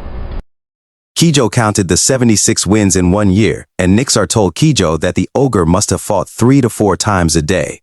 Nixar told him that there are rumors that ogres can rip someone's ribs off with just their bare hands, and asked them if it made sense that the guy was called an ogre. Kijo wordly asked Nixar if they wouldn't be in danger, and if their master couldn't do something about it because if they fought the ogre, they might die. Nixar told them that actually their master said it was too early to let them fight the ogre, so there was a possibility that they wouldn't have to go up against it. Torres said that it was interesting, and the guy's nickname, Ogre, doesn't feel like an exaggeration at all. It's like they're dealing with a different species, which left Kijo stunned in fear. But then Kijo tried to laugh and asked Callie if he didn't want to fight the ogre like him. However, Callie replied that if his fist didn't touch the ogre's jaw, he'd need to make the ogre bend his body, but he wondered how. He guessed that maybe he'd lose his stamina first, but thought that hitting other parts wouldn't do much damage because the size difference was so great. Honestly, he couldn't think of a way to fight the ogre. Tejo wondered if they were crazy and if they really wanted to fight that monster. He also noticed that Kali sometimes felt different and had some barbaric side, making him think that Kali was different from an ordinary human. Later, the nobles gathered in front of the task board, and someone told them that it was the match schedule, so they should check if it was written correctly. Joshua told Godolph that it would be tough and they would meet again this time. Joshua teasingly told Godolph that everyone would give up in front of the ogre, but Godolph just laughed and told Joshua to see the match later. Nixar praised Godolph and told him that if he fell for Joshua's provocation, he would only lose his fighters. Godolph replied that he also knew it, and wondered who was crazy enough to fight a monster like the ogre, knowing the reason why Dorman Ogre is so famous. Joshua teasingly told Godolph that he was trying to give respect to the 3 fighters last time, and they would see. Nixar asked Godolph what Joshua meant and if he wanted the 3 of them to die. Godolph replied that he heard Joshua made his 3 fighters fight the ogre, so Joshua must be serious this time.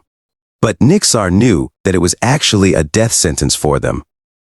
Godolph asked Nixar if they didn't come there to see the match schedule, and Nixar replied yes. Then Nixar told Godolph that Torres was on the first day, Callie and Kijo were on the second day.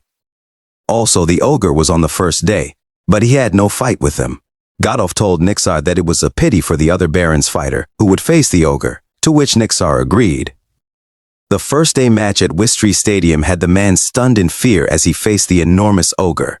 He pleaded with Ogre not to come any closer, and his fear forced him to retreat, eventually pinning himself inside the ring. In front of him stood Ogre, glaring menacingly. Ogre launched a punch to attack the man, and by sheer luck, the man ducked to evade it. But as he cautiously looked back, he saw that the ring pillar had been obliterated. Joshua scolded Ogre, calling him a troublemaker, and he had asked Ogre not to destroy the pillar.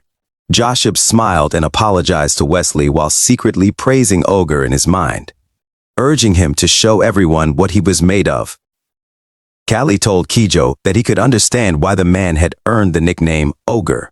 To him, Ogre doesn't feel like a human at all.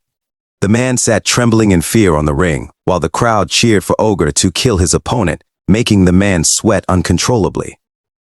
The terrified man attempted to surrender and let Ogre win, but Ogre ignored his plea. Instead, Ogre launched his fist towards the man, causing the man to scream in fear. Upon impact, blood splattered everywhere, further inciting the cheers of the spectators. Kelly had witnessed many deaths in fights prior to coming to this place, but he had never seen anything as gruesome as this. Ogre's bare hands turned the fight into a brutal spectacle, like a battle between a human and a beast. Fortunately, Ogre didn't possess any refined fighting skills. At this point, Kijo called his name and inquired if he was still trying to figure out how to fight Ogre. Kelly replied negatively, realizing that they might not even get the chance to fight Ogre. Heijo urged them to stop entertaining such thoughts, emphasizing that fighting someone like Ogre would result in certain defeat. Torres agreed and pointed out that Ogre was not merely looking to win the fight, but to kill his opponents. Aegis Wild Boars, Torres never gives up. He knocks down his opponent after giving his best on the last match that day. He knows that the next day he will fight there, but then someone asks him if he likes boys, and he replied that he certainly does not. Then Azalea asks if she was calling just to ask that simple question. She replied that usually boys can't talk when they see her face, so she asked him because he seemed too calm. She asked if he wasn't nervous. Then she told him that she heard many fighters died on the first day of the match, and maybe she wouldn't see him again starting tomorrow. He told her he was not a noble like her, so he had nothing to lose. She told him he was pretty good at talking, maybe because he was a fighter. She asked him if that's why he was good at talking. She tossed an apple toward him, saying that if he wins tomorrow, she'll dedicate herself to him as his victory. He confidently told her not to worry because he'll win. The next day, people hit the drum, indicating the event was starting. The audience on the stage screamed in excitement. He was glad that it was finally starting, while Nixar noticed that his body had changed so much. His back and shoulder muscles were getting bigger than before. Then the host began to introduce the veteran fighter with 21 wins in Vatamon training camp, the Iron Wall, Caesar. The host told everyone that Caesar's opponent looked like a dwarf, but the rookie had already won one fight against an experienced fighter, Callie, the next fighter from Aegis training camp. The audience angrily asked if they thought they came all the way there to see a terrible fight, and if Callie was eating properly because he looked like someone from a poor family. On the other hand, Azalea wished for Callie to win the fight, but suddenly someone behind her told her that the result was too obvious. A nobleman told her that fighter Caesar was gaining recognition these days, and maybe Caesar would become the champion in the future. She knew she had nothing to do there, which is why she hated coming there, but she smilingly told the man that she thought the boy from their side would win. Still, the man confidently told her that physics is absolute in boxing. He didn't know if he ever told her, but in the past he also had to fight someone. She smiled in response but wondered why that pathetic man was bragging. She told the man they should make a bet, and her bet was on Callie. She told the man that if Callie loses, she'll spend time with him tomorrow. This made the man light up in surprise and agree. Then the man asked her what she wanted to do if he lost. She replied that she saw a nice ruby necklace at the craft shop she went to yesterday. The man replied okay and told her that it was an interesting bet. This made him wonder why it was so easy and if she thought he was interested in her, and she knew that she was making a bet that he certainly would lose. Caesar told Callie that he'd win easily this time and blamed his master for putting him in that match. But Callie just sighed in frustration about Caesar and the other man he fought before. Then he asked Caesar if they fight with their mouths and confidently told him to bring it on. Caesar furiously ran toward him and tried to punch him, but he avoided it as he expected. He knew that Caesar had iron-like muscles and thick skin, so he wouldn't go down easily if he hit his jaw. Caesar punched him with his other hand, but he ducked in time and jumped backward to create a space between them. Caesar told him that he must be good at dodging, and then Caesar inhaled, thinking that he'd make sure Callie couldn't dodge anymore. He was surprised when Caesar speedily and continuously attacked him using his two fists. The man told his Aaliyah that it ended like that and their bet was done. But then the other noble guy shouted in surprise, and the audience was shocked too to see Callie speedily avoiding Caesar's fast attack. The man was shocked and wondered what the hell was happening. Caesar thought it was impossible, and the nobleman was surprised to hear people asking if Callie was the fighter who knocked down Dorman's fighter, and said that they heard Callie won with his eyes closed. The man asked if it was true, but Azalea just looked at Callie, smiling and humming. On the other hand, Callie was busy fighting while wondering if he could knock Caesar down in one shot, if he had to stack up the damage and break Caesar's muscles, and if his stamina would last until then. Then he noticed Caesar's back and liver. Caesar tiredly called him a brat, but he kept silent, knowing he couldn't miss that chance. Then he jumped towards Caesar and punched him in the liver. He was surprised to feel it, and he knew it went in. Nixar stood up in shock to witness it because he knew that the punch Callie threw in the middle of an explosive dash was a perfect weight shift. Nixar thought it seemed like Callie had reaped the fruits of his constant muscle training because Callie did something he couldn't even dream of with his original weak body. But it was not an attack based on the opponent's movement and weight utilization. it was a punch delivered with Callie's pure strength. Caesar's body shook in pain. But before Caesar could attack again, Callie punched him in the jaw, making Nixar smile and telling Callie in his mind that he has grown. The audience started to cheer for Callie, telling him to keep pushing and that he was not bad for a little one. Then the nobleman next to Azalea stood in disbelief. Callie felt hurt in his hand and noticed that the thick muscle armor on Caesar's body was breaking apart. Caesar shook in anger and shouted, launching his fist at him.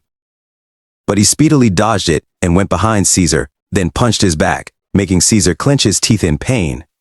Caesar thought it was not a normal punch because it was a spear that pierced through everything, a sharp spear. Then Callie Spidoli went in front of Caesar and punched him in the face, making Azalea and Nixar proud. He was thinking that there, he had recreated his life. Then he gave his last punch on Caesar's face, making Caesar bleed and collapse, then fall to the ground. He caught his breath, then raised his hand as a victory, making the audience cheer for him.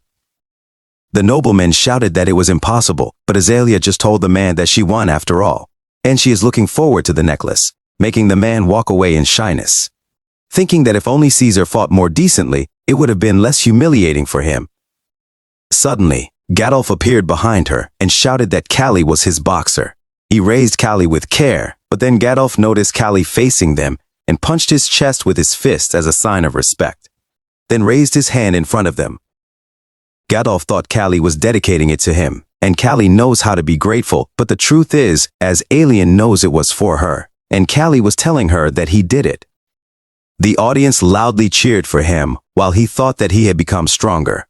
A moment later, Nixar told him that it was a good match, and the public, as well as the nobles, must have been impressed by his game, to which he thanked Nixar.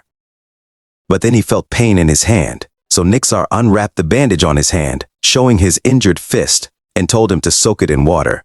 He immediately soaked it, while Nixar told him that, as he expected, he still has a long way to go. He didn't even know it hurt, and thinks if he had pushed himself a little more, he would have damaged his bones. Torres told him that his fragile body was still the same, but he did well and he thought he only used his head. Then Kijo shatteringly told him that he won, and he was going to win too.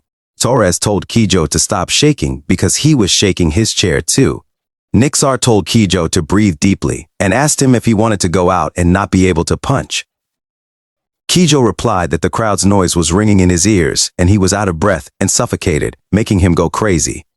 He noticed that Kijo looked like he was having a panic attack. But he was not surprised to see it on someone as fragile as Kijo. He told Kijo not to think too deeply and just back off and hit with his long arms like he did in the last match. Kijo asked him if it was possible, but a moment later, Kijo proudly shouted that he won and he damn well won too. Torres said it was annoying, but he just laughed while they both looked at celebrating Kijo on the stage. Kijo thanked him because he did what he said and won, to which he agreed. Kijo shouted that he was so strong and he must be the best. But Kali knew that it was a desperate measure, but guessed that maybe Kijo had some talent. Later, Azalea happily told him that he should see that man's face because the man's face turned red and his hands were trembling. He asked her what she would have done if he had lost, but she just asked him back if he didn't boast that he would win and told him that thanks to it, he can even perform his role as her bodyguard. He told her that it was true, but she has a really big heart, and she told him that she'll take it as a compliment. Then she came out all dressed and told him that they should go. But then Gadolf ran toward her and told her that a guest had come looking for her. She asked her father who it was that he was making such a fuss, and Gadolf replied that he is the second son of Count Joseph, making her realize something and wonder if it could be that man. A few minutes later, the man told Azalea that she was one of the potential fiancés chosen by Aegis Manor for him. He found the beautiful red-haired girl, and the clue was quickly found. Then the man introduced himself to her formally as Wyland Joseph, the second son of Count Joseph. She knows that Wyland knows that she was a girl from a powerless barren family, and Wyland is getting cocky. The Joseph family is a prestigious family with considerable influence in central politics, and she knows that her father must be happy to find a grooming candidate. But she was upset thinking that her father is acting like a greedy person. Then Wylan gives the ruby necklace he promised to her, and tells her that, as she said, the craftsmanship is good, and it suits her red hair well. She takes it feeling embarrassed, but she still thanks Wylan and tells him that he is an honorable person who keeps his promise. Then she told him that she'll be going now, but Wylan told her that although he lost the bet, he wanted to ask her if she would give him the honor of walking with him, if she didn't mind. She wanted to run away before Wylan said it, but her father noticed her being silent, so Godolph grabbed her hand and told her that she looked like she was too embarrassed to speak. Then he told Wylan that they'll prepare right away, to which Wylan agreed and told him to take their time. Inside the mansion, Godolph shouted and asked Azalea what she was talking about, but she just told her father that she has no intention of spending time with that person. Godolph told her to wait for a minute and asked her if she wouldn't spend some time with Wylan just once for her father's sake. Godolph also told her that she might find some good aspects of Wylan, and he wanted her to live in a better place than August's territory. She looked at her father and told him that just once, but she wouldn't see Wylan again if he came back. Then Gadolf talks to Azalea's maids, making Callie, who witnessed everything, think Gadolf is a pathetic gentleman. He knows that Gadolf runs a training center without knowing much about boxing and only cares about immediate benefits. Also, Gadolf had sold off the apprentices, who were the assets of his estate but somehow didn't go bankrupt. Suddenly, someone told him that, sure enough, that boy boxer was from there, and Wylan told him that no wonder Azalea was so confident when she bet, making him surprised. But then Wylan told him that he felt dirty looking at him and asked if they too conspired to rip him off. Then, he called him a slave bastard with a filthy face and slightly slapped his face, telling him that he better know that he was lucky that time and he'll fall to the ground of the arena soon. Then Wylan walks past him and asks Azalea if they should go, making him peek back in anger. A moment later, Azalea and Wylan were by the lake, chatting, while Callie was lying on the side, wondering if it was okay to leave Azalea alone with the creepy, split-personality kid. Then he looked at the sky and noticed that the weather was nice. Slowly, he fell asleep and dreamt of someone shouting for him to sit down while being hit by someone. Then he hit back the man, and the man fell to the stage while he was thinking of just hitting and beating them, knowing that there was no one who could stand after taking his fists. But it was just his arrogant thoughts. He lived by resorting to violence, hoping for some compensation for his broken fists, and if he could go back, he would never do it again. Suddenly, he woke up and sat up in shock, wondering if it was a dream. He knew that he got a second chance, but if he had gone back to the past, he wouldn't have lived so arrogantly and dirtily. Suddenly, a maid ran toward him in panic and told him that something was wrong. On the other hand, Azalea asked Wylan what he was doing, and he replied that she was spoiled, then asked her if she knew how much that ruby necklace was worth. Then he shouted at her, telling her that if she got it, she had to pay with her body. She angrily told him not to make her laugh because it was an item they bet on and called Wylan a brat. Then she kicked Wylan in his private area, making Wylan clench his teeth in anger and pain. Then he slapped Azalea in the face. Callie, who saw it, was surprised and quickly ran toward them in anger, calling Wylan a nasty name. But Wylan's men stopped him and told him that he couldn't let him get to their lord, calling him a half-baked rookie boxer. But he seriously told them to let him pass now, and he'll let them be. Still, one of the men told him that martial arts that only use fists are useless in real combat, and the other man teased him to come at them. Suddenly, he quickly punched the man in front in the face. Then he grabbed the man's finger and snapped it, making the man scream in pain, and the others were shocked in horror. One of the three men ran away, shouting that he'd call the guard, and told his comrade to hold Callie back, making the two men surprised. He angrily told them next, making them shake in fear. On the other hand, Azalea shouted at Wylan to let her go and asked him if he wasn't ashamed of doing it. But Wylan just told her not to dare talk back to him and that she should just stay still. She tried to free herself, making Wylan tell her not to resist. But suddenly, Callie appeared and kicked Wylan in the face, sending him flying and crashing to the ground hard. Wylan asked him how he got there but received an angry glare and a question from Callie about what he was doing. Wylan angrily replied that he was trying to get compensation for the ruby necklace. Callie angrily asked him what he meant by compensation and remembered his past self. Wylan angrily asked him what his problem was and called him a derogatory name. But Callie just punched Wylan's face, grabbed his hair, punched him again, Then he furiously slammed Wyland's face into the river, lifted him up, and asked if he was sober. Later, the news that the second son of the Joseph family was hit by a slave quickly spread among the nobles who had gathered for the harvest festival. Wyland angrily walked, thinking that if they didn't want their family to be ridiculed, they must execute that slave and make sure the Aegis family could never enter politics or hold power from now on. Godolph slammed his hand on the table in anger and asked how he should handle the situation. He thought things were going well, but now the Joseph family was their enemy. He was even angrier when he asked how dare Wyland Joseph touch his daughter. Nixar told him that Callie was detained at the guardhouse as a suspect, and there was no way to get Callie out. Godolph asked Nixar what he was talking about, getting Callie out, and told Nixar to just think of Callie as dead. Godolph told Nixar that he appreciated that Callie had saved his daughter, but if they took Callie's side, their family would be ruined too, and Nixar agreed, knowing that it was the life of a slave. Suddenly, the door opened, and Azalea called her father. Godolph asked her what was wrong and told her that she should rest more. But she begged her father to defend Callie because Callie had saved her twice. And even though Callie was a slave, he deserved justice. She also told her father that even a dumb beast gets treated well if it saves its master. Godolph told her that he'd handle the matter himself and called Nixar to make her leave. But she still told her father that she knew what he'd do, and that he was going to abandon Callie. Nixar told her that her father had no other choice, which made him shake in anger while thinking about Callie. Meanwhile, in Wesley Guardhouse, another prisoner asked Callie if he had beaten up a noble and told him that it was amazing, and he was their hero. Callie asked the man why he was in there, and the man replied that he was a pickpocket. He told the man that he was pathetic, but the man coughingly told him that he would probably lose his hand. But he'd lose his head. The guard told the man to be quiet, but the man just laughed.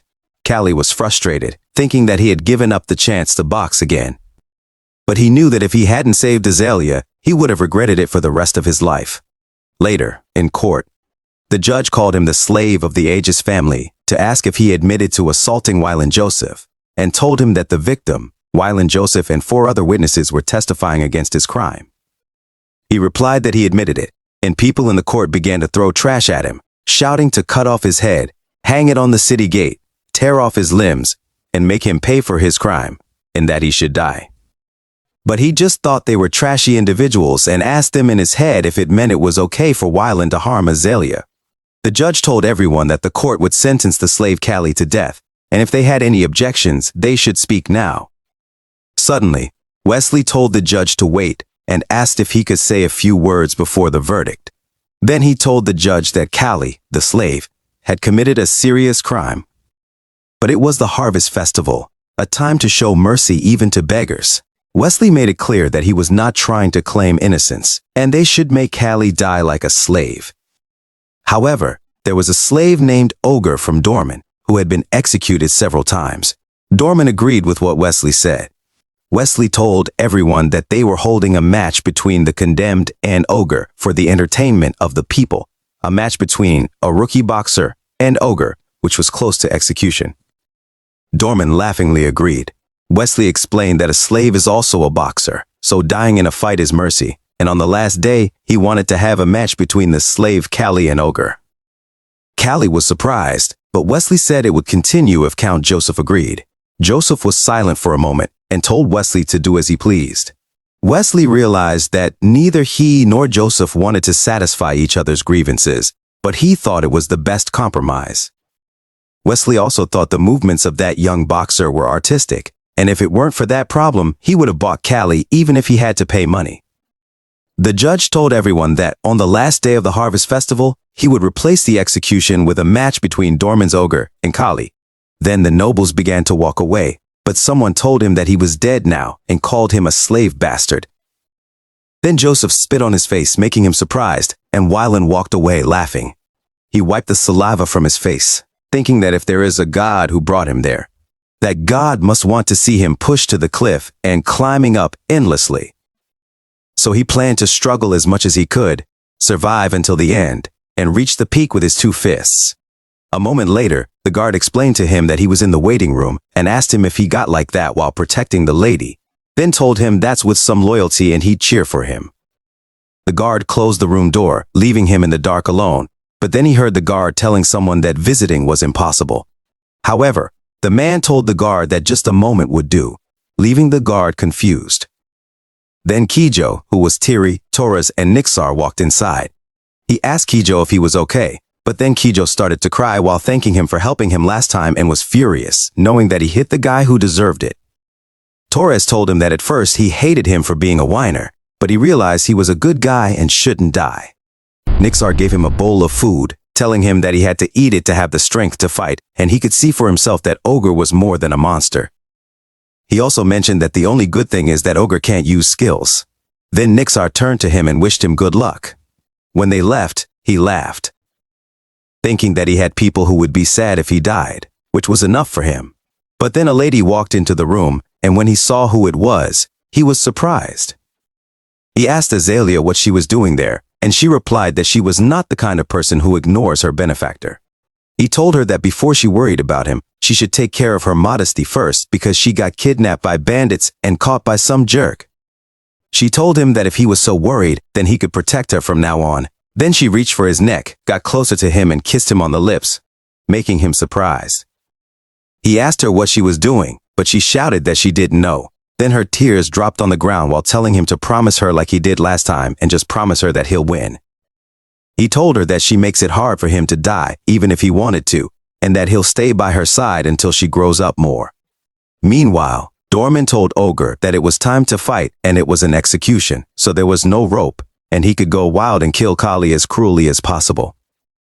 Ogre threw the meat on the ground and set his foot on the stage while the host shouted that finally, the highlight of that harvest festival. The executioner of Dorman's Ogre. The host called the condemned Kali onto the stage, and the people began to shout to tear Kali apart and show the criminals what they deserved. Hearing the people, Ogre clenched his teeth in anger and screamed loudly. However, Kali was just frustrated that they were noisy while being free and faced Ogre, noticing that Ogre was incredibly large. Kali tore his shirt off, wrapped it around his fist, and knew that with Ogre's physique, he wouldn't need skills. He positioned his fist forward, back his feet to the side, launched his fist and hit Ogre's side. But Ogre just looked at him and punched him, making Kali surprised that Ogre didn't even feel that he hit him. He created distance, avoiding Ogre's attack, but the sand flew in the air because of the attack, making him wonder about the incredible power in Ogre's muscles. Ogre held his side and told him that he would die, but he just told Ogre that God is fair because God gave him a blessed body and took away his intelligence. He knew that weight class was absolute, but humans use their brains to compensate for their disadvantages and create skills, so they were a tribe with tough bones, used to fighting against opponents stronger than themselves. He began to walk toward Ogre, who was looking at him. The people were confused to see it and asked if Kali had lost his mind, thinking he was crazy. Taurus and Kijo were shocked too, and Dorman teasingly asked him if he was giving up on the match, telling him that he was going to die on his own feet. However, Kali continued to stare at Ogre, who was staring back at him. Then Ogre attacked him, but he speedily avoided it and continued dodging Ogre's punches. He planned to swing continuously, knowing that he got hit because he was slow and he'd get hit even if he was a little late, as Ogre still had super speed attacks despite his size, making him think that Ogre was indeed a monster. Wesley, who was watching, thought it was a shame, a waste of Kali's courage and skill. He realized that Kali was not an ordinary person and guessed that maybe this could bring about a new revolution in boxing. He saw that, rather than Kali delivering a final blow, Kali continued to accumulate damage. Ogre tried to punch him, but he continued avoiding it at a speed that made Ogre furiously call him a little rat while attacking. Kali told Ogre in his mind to go wild and get excited because he knew that it became easier to avoid. Then he punched Ogre's side once again, making the other people cheer for him and the others stunned in surprise. Wesley understood that this was the next level in boxing right now and considered it a revolution in the sport. Ogre launched his huge fist, telling him to just run away, but Kai saw that Ogre's side was open again. So he speedily launched toward it, avoiding Ogre's attack, and powerfully punched Ogre's side with his fist, making Ogre scream in pain and step back, shaking. Kali was thinking that even though currently Bikwana skill striking with the blade of a tightly clenched fist is not in boxing, And although it has strong destructive power, it has the disadvantage of being easy to predict its trajectory. However, if his opponent is stupid, it will work best. Dorman shouted that it couldn't be happening and that no one could defeat his ogre. But Taurus thought that Callie was always like this, twisting everyone's hope. A guy who creates variables like eating. Taurus elbowed Kijo, telling him to cheer up because Callie might win at that rate. Callie's great ogre strategy was not to use snapping blows to the brain and neck like usual. The bigger the body, the bigger the effect, and the muscles accumulated more quickly. Lack of oxygen in the blood is a common symptom of its effect, however. It was Callie's misjudgment. He was shocked that the crazy monster ogre was still moving. He knew he aimed to exhaust ogre, but he was exhausted instead. Ogre punched him, and he realized the danger. He immediately bent his body down to avoid it, but then he couldn't breathe anymore, and Ogre launched his fist toward him. A loud punch sound reverberated everywhere, and he was thrown away hard into the distance. He tried to stand up, his arms and hands shaking, and managed to do so. He knew that if he hadn't pulled back before being hit, his arm would have been shattered. Ogre furiously glared at him, but then Ogre felt dizzy, and his vision became blurry, making. Ogre held his head in pain and struggled to catch his breath. Callie noticed it and realized that it was the first time it had happened. He knew that the reason they had been playing for so long was that they had never moved too vigorously, always finishing it in one go. That applied to Ogre too, as after all, they were all humans. He thinks the Ogre's time is up, and it might be his last chance. So, he immediately runs toward the Ogre, knowing that the Ogre is exhausted. He ducks the Ogre's punch and launches forward, thinking that he's going to risk everything there. Then he hits the Ogre's chest, making the Ogre scream in pain and cough out saliva. However, he felt his wrist dislocated. Still, he noticed that the Ogre's guard was down, so he thought it was his chance and launched his fist once again while telling the Ogre to bite down hard on his teeth. Then he powerfully punches the Ogre's face. The Ogre tries to attack back, but he jumps in time to avoid it and then punches the Ogre's neck. He feels his hand's bone break, but he still raises his hand, thinking that he should do it one more time, and hits the Ogre's neck hard, making the Ogre growl in pain and his mouth bubbles. Then the Ogre kneels on the ground and collapses face first. The people are silent and ask how the Ogre collapsed, but Kijo and Taurus cheer for him. He knows that if the Ogre had used proper boxing, he would have had no way of winning and curses Baron Dorman, who didn't teach him how to manage his stamina. But then the Ogre's hand moves, shocking Taurus and him to see the Ogre standing up in front of him. Suddenly, the Ogre jumps toward him to attack, causing him to cuss in surprise and frustration. Then the Ogre kicks him in the stomach, making him cough up blood and thrown away. He slams into the ground hard, and something cracks behind him, making the people shout that it's a foul. He stands up, feeling so much pain. Then the Ogre immediately runs toward him and kicks him, thinking that the Ogre is still moving. He holds his stomach in pain, but then the Ogre launches his huge fist toward him and hits him, sending him flying. The Ogre clenches his teeth in anger and steps on his one foot, making him wince in pain. Then the Ogre presses his foot on his foot hard, breaking his bone and making him scream in pain. But the Ogre just smiles at him and grabs him by the neck. The Ogre lifts him up, and his foot is shaking in pain, wondering if it's still boxing. He slowly couldn't breathe, but then the Ogre hugged him with his two arms and squeezed him, making him scream in pain. He called the Ogre a son of a jerk and told him to see what he'd do. He then grabbed the Ogre's hair and bit his ear, making the Ogre let him go in pain and hold his ear. He fell to the ground, but he just shakily spit out the Ogre's ear and stood up, while the people shouted that Kali ripped off the Ogre's ear and that Kali is so barbaric. He teasingly told the Ogre that his blood is not green like other orcs, and it was still red while holding sand in his hand. The Ogre glared at him in anger and jumped forward to attack him while shouting at him that he would kill him. He slammed his body into the corner of the stage and threw sand into the Ogre's eyes when he was near him. The Ogre closed his eyes in pain, and he admitted that the Ogre was strong. He punched the Ogre's knee, making the Ogre kneel on the ground, but he still tried to punch him, to which he blocked with his arm. He thought that even though his bones were creaking and his stomach got twisted, he didn't feel hurt. He grabbed the Ogre's hair and launched his knee toward the Ogre's face, then hit the Ogre hard, making the ogre's nose bleed and break a few teeth. Wesley knew that it was not a battle between a beast and a man because it was a battle of a beast and the best. Suddenly, someone told Callie to win it, and the people began to cheer for Callie continuously while he was busy attacking the ogre on the stage. He powerfully punched the ogre's face, pulled his hand back and punched the ogre's jaw, making the ogre slide back and slowly fall. He told the ogre that he wins and collapsed. He caught his breath for a moment while looking at the ogre who passed out on the stage and shakily raised his hand in victory, making the people cheer happily for him. Joseph was furious to see Kali win, and Dorman was in shock to see his ogre defeated, but Taurus and Kijo were happily calling his name. He slowly walked, but then he heard people walking behind him, and the soldiers told him not to move because they would continue his execution. He noticed that it was the soldiers from Joseph, making him laugh and think that it was the end for him. But then a stone flew toward the stage and hit one of the soldiers. The people started booing and furiously asked the soldiers what they were doing. The people shouted to leave Callie alone, give Callie mercy, and they were cowards. The soldiers sadly bowed their heads and fearfully told everyone that they also wanted to do it, making Joseph angry and asking his soldiers what they were doing. Wesley told Joseph to let Callie live because the Harvest Festival is a festival to win public sentiment, and now the public is giving Callie sympathy. If he kills Callie, that Harvest Festival will be meaningless. Wesley also told Joseph that he thinks he will understand his decision, making Joseph pissed, thinking that he can't cause political trouble with the Duke of Wesley.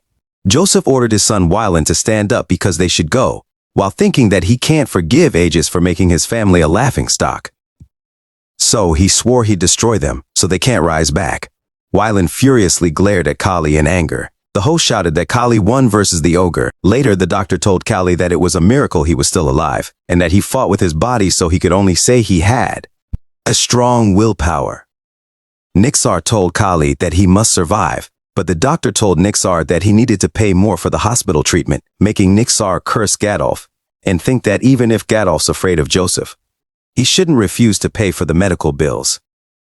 Suddenly, someone told Nixar to pay for it, and then Azalea took off her earring and showed it to the doctor while asking if it was enough. The doctor looked at the crystal earring and told them that he'll do his best, making Nixar think that the doctor is terrible. Suddenly, Kali coughed out blood and weakly asked Azalea how it went. She replied that the death sentence was rejected and the people didn't want him to die. Also, it was a victory that he earned himself and she was glad he survived. He sighed, thinking that at least he was alive. A week later, he was lying on a cart full of wheat. Suddenly, Kijo teasingly asked who he was and told him that he was the hero of that harvest festival called Ogre Slayer, Kali. He was surprised to hear it and asked Kijo who came up with such a cheesy nickname. Kijo replied that it was what everyone was calling him, and Torres told him that he was lucky to be carried around. Then Torres teasingly told him that he was jealous, but he just told them to shut up because he almost died. He was told that the bones of his arm and fist would heal well, and the ligament was stretched, but it was expected. The problem is his shin bone that the ogre smashed into pieces. He looks at Gadolf, thinking that Nixar and Azalea persuaded them not to kick him out. But then Gadolf turns around angrily to leave, making him realize that he won't get any good treatment. The way to Wesley was rough, but the way back was smooth. 3 months passed, and winter came. Gadolf furiously slammed his hand on the wall and angrily shouted that he had waited for 3 months. Then he told Nixar to say something and asked Callie why he still liked it while he was dragging one of his feet. Gadolf shouted, asking if Callie's leg would fully recover, and that he heard the bone was misaligned. Nixar knew that Kali's bone overlapped with the growth period. Moreover, the bone was already shattered, so Kali won't be able to avoid being a cripple.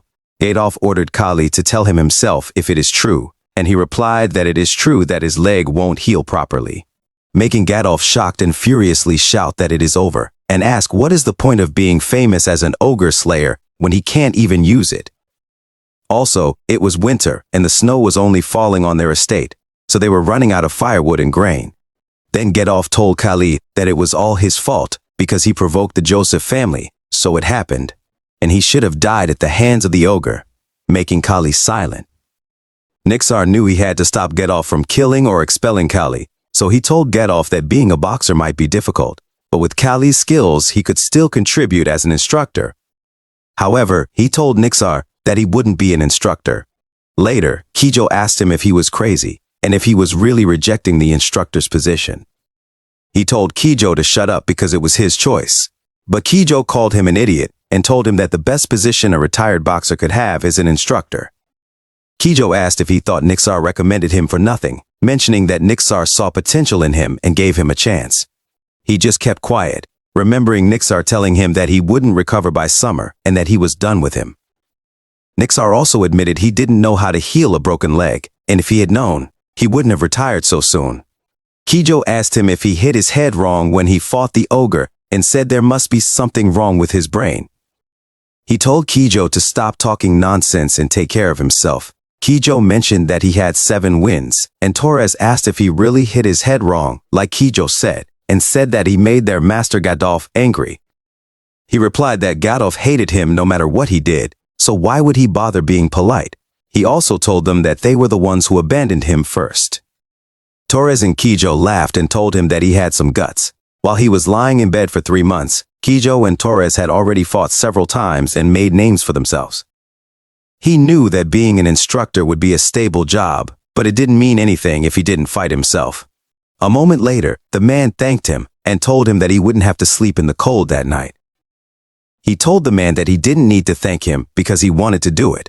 The man told him that now he saw him properly. He seemed to have become taller and his body had grown bigger. He told the man that it might be because he had cut down a lot of trees. One of the men told him that if only his leg wasn't hurt, he could fight.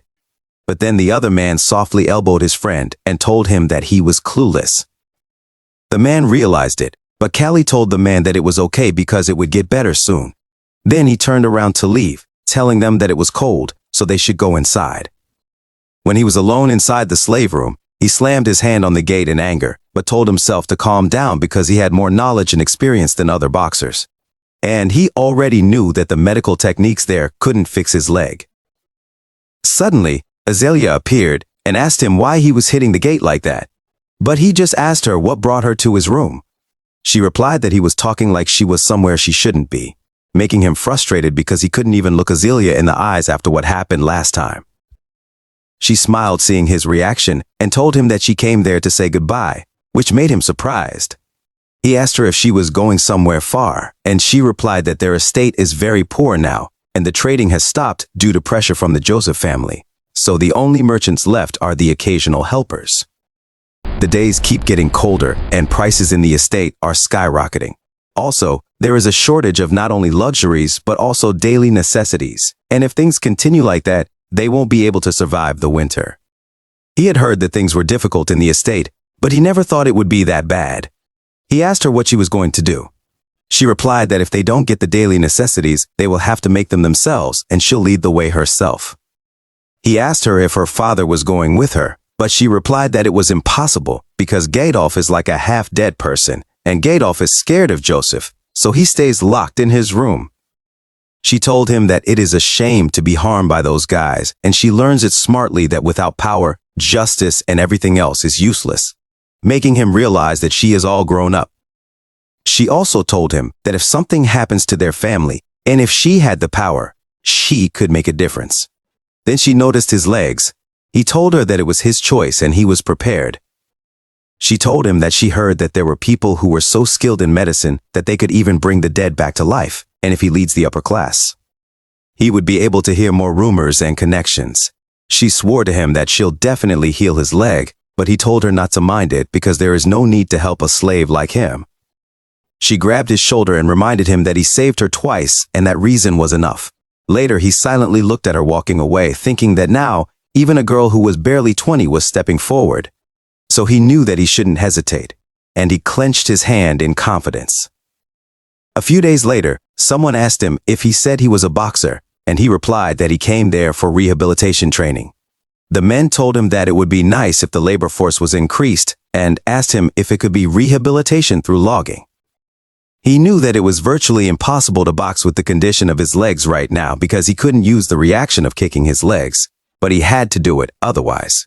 There was no point in running all the way there. He was confused when his hit didn't even move the tree he was hitting, making the man laugh and tell him that it was not how he used an axe, and he should give it to him.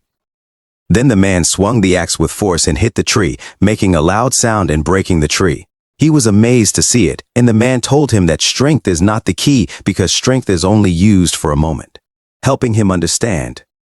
Minutes later, logs were organized on the ground, and he was busy cutting the logs into small pieces. He noticed that it was very irritating for his back and waist. Suddenly a man panicked, telling them that they should go down, with one of the men asking what he was talking about when there was still time to go down. A minute later, the man told the others that he saw a bear's footprints and thought it must have come down in search of prey.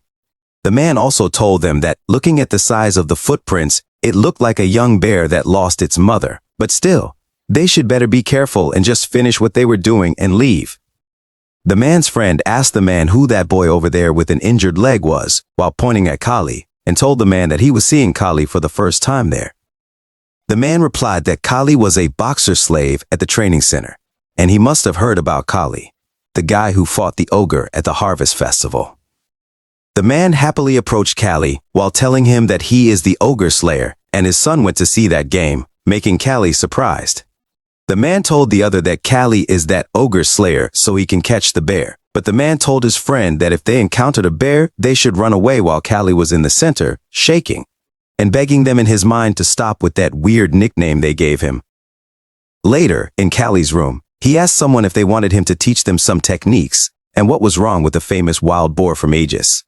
But he admitted that his technique was really good, so he shouldn't rest now. Torres grabbed the cup of water on the table, but his hand slipped and it fell on the floor, making him ask Torres what happened.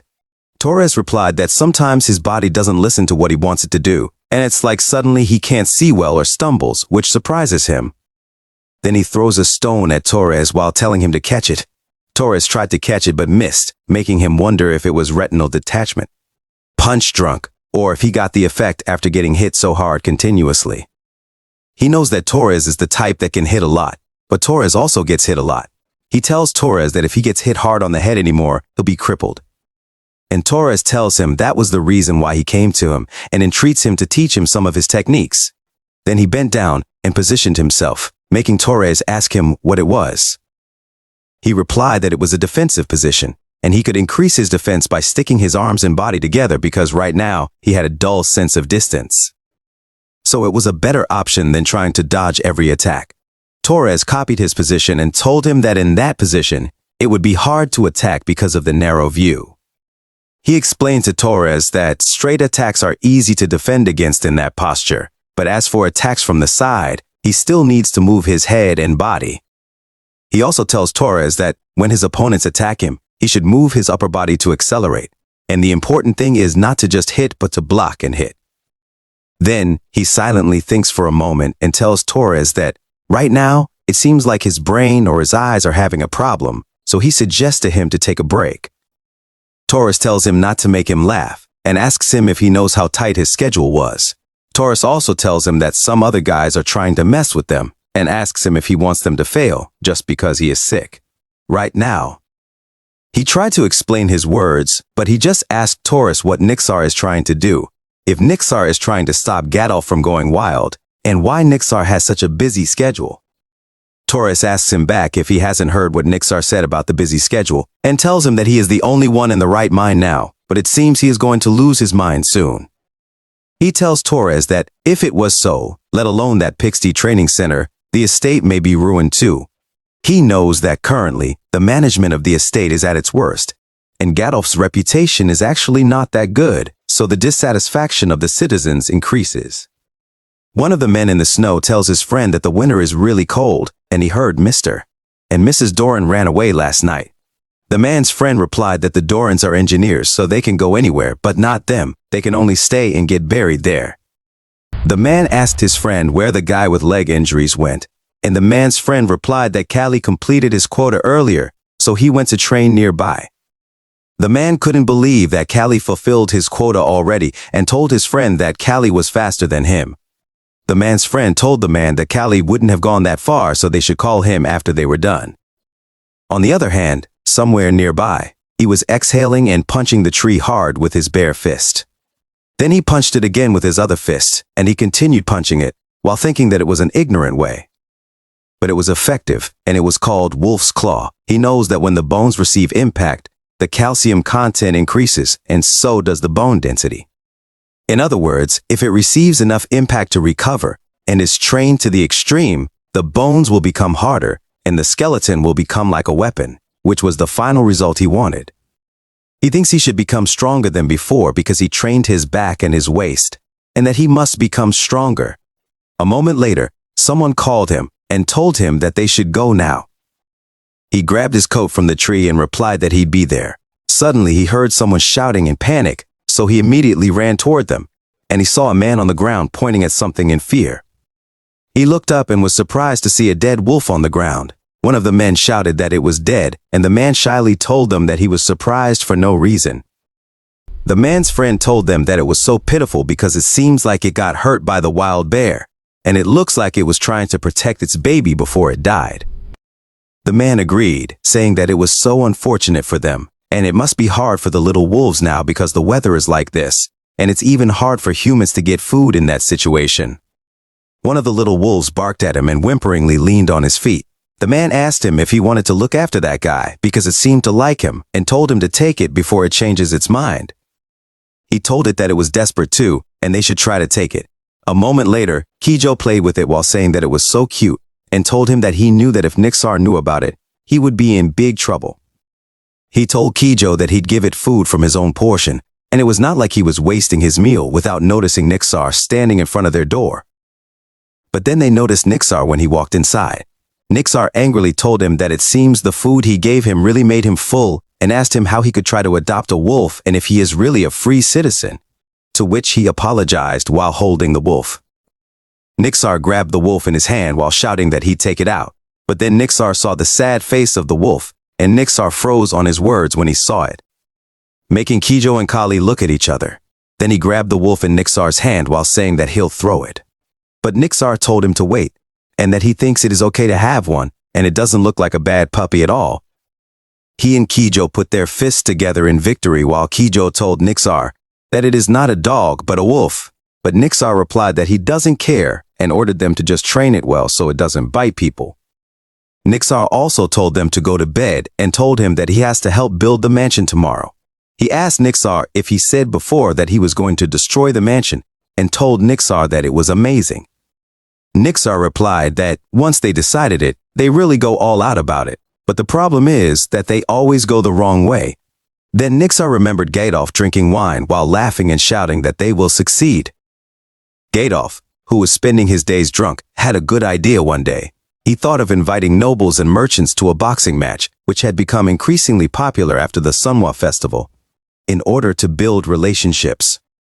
Gadolf had several boxers, including the rising star Taurus, and the reputation of the academy that had produced Ogre Slayer.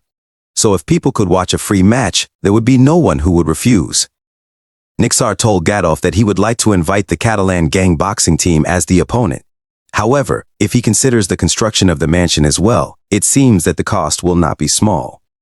Gadolf asked him why they don't just go around to each house and collect an emergency fund or silverware, making him surprised and telling Gadolf that the villagers will be very resistant. Gadolf furiously threw his glass against the wall while shouting at him that it is a problem for him and his soldiers to solve.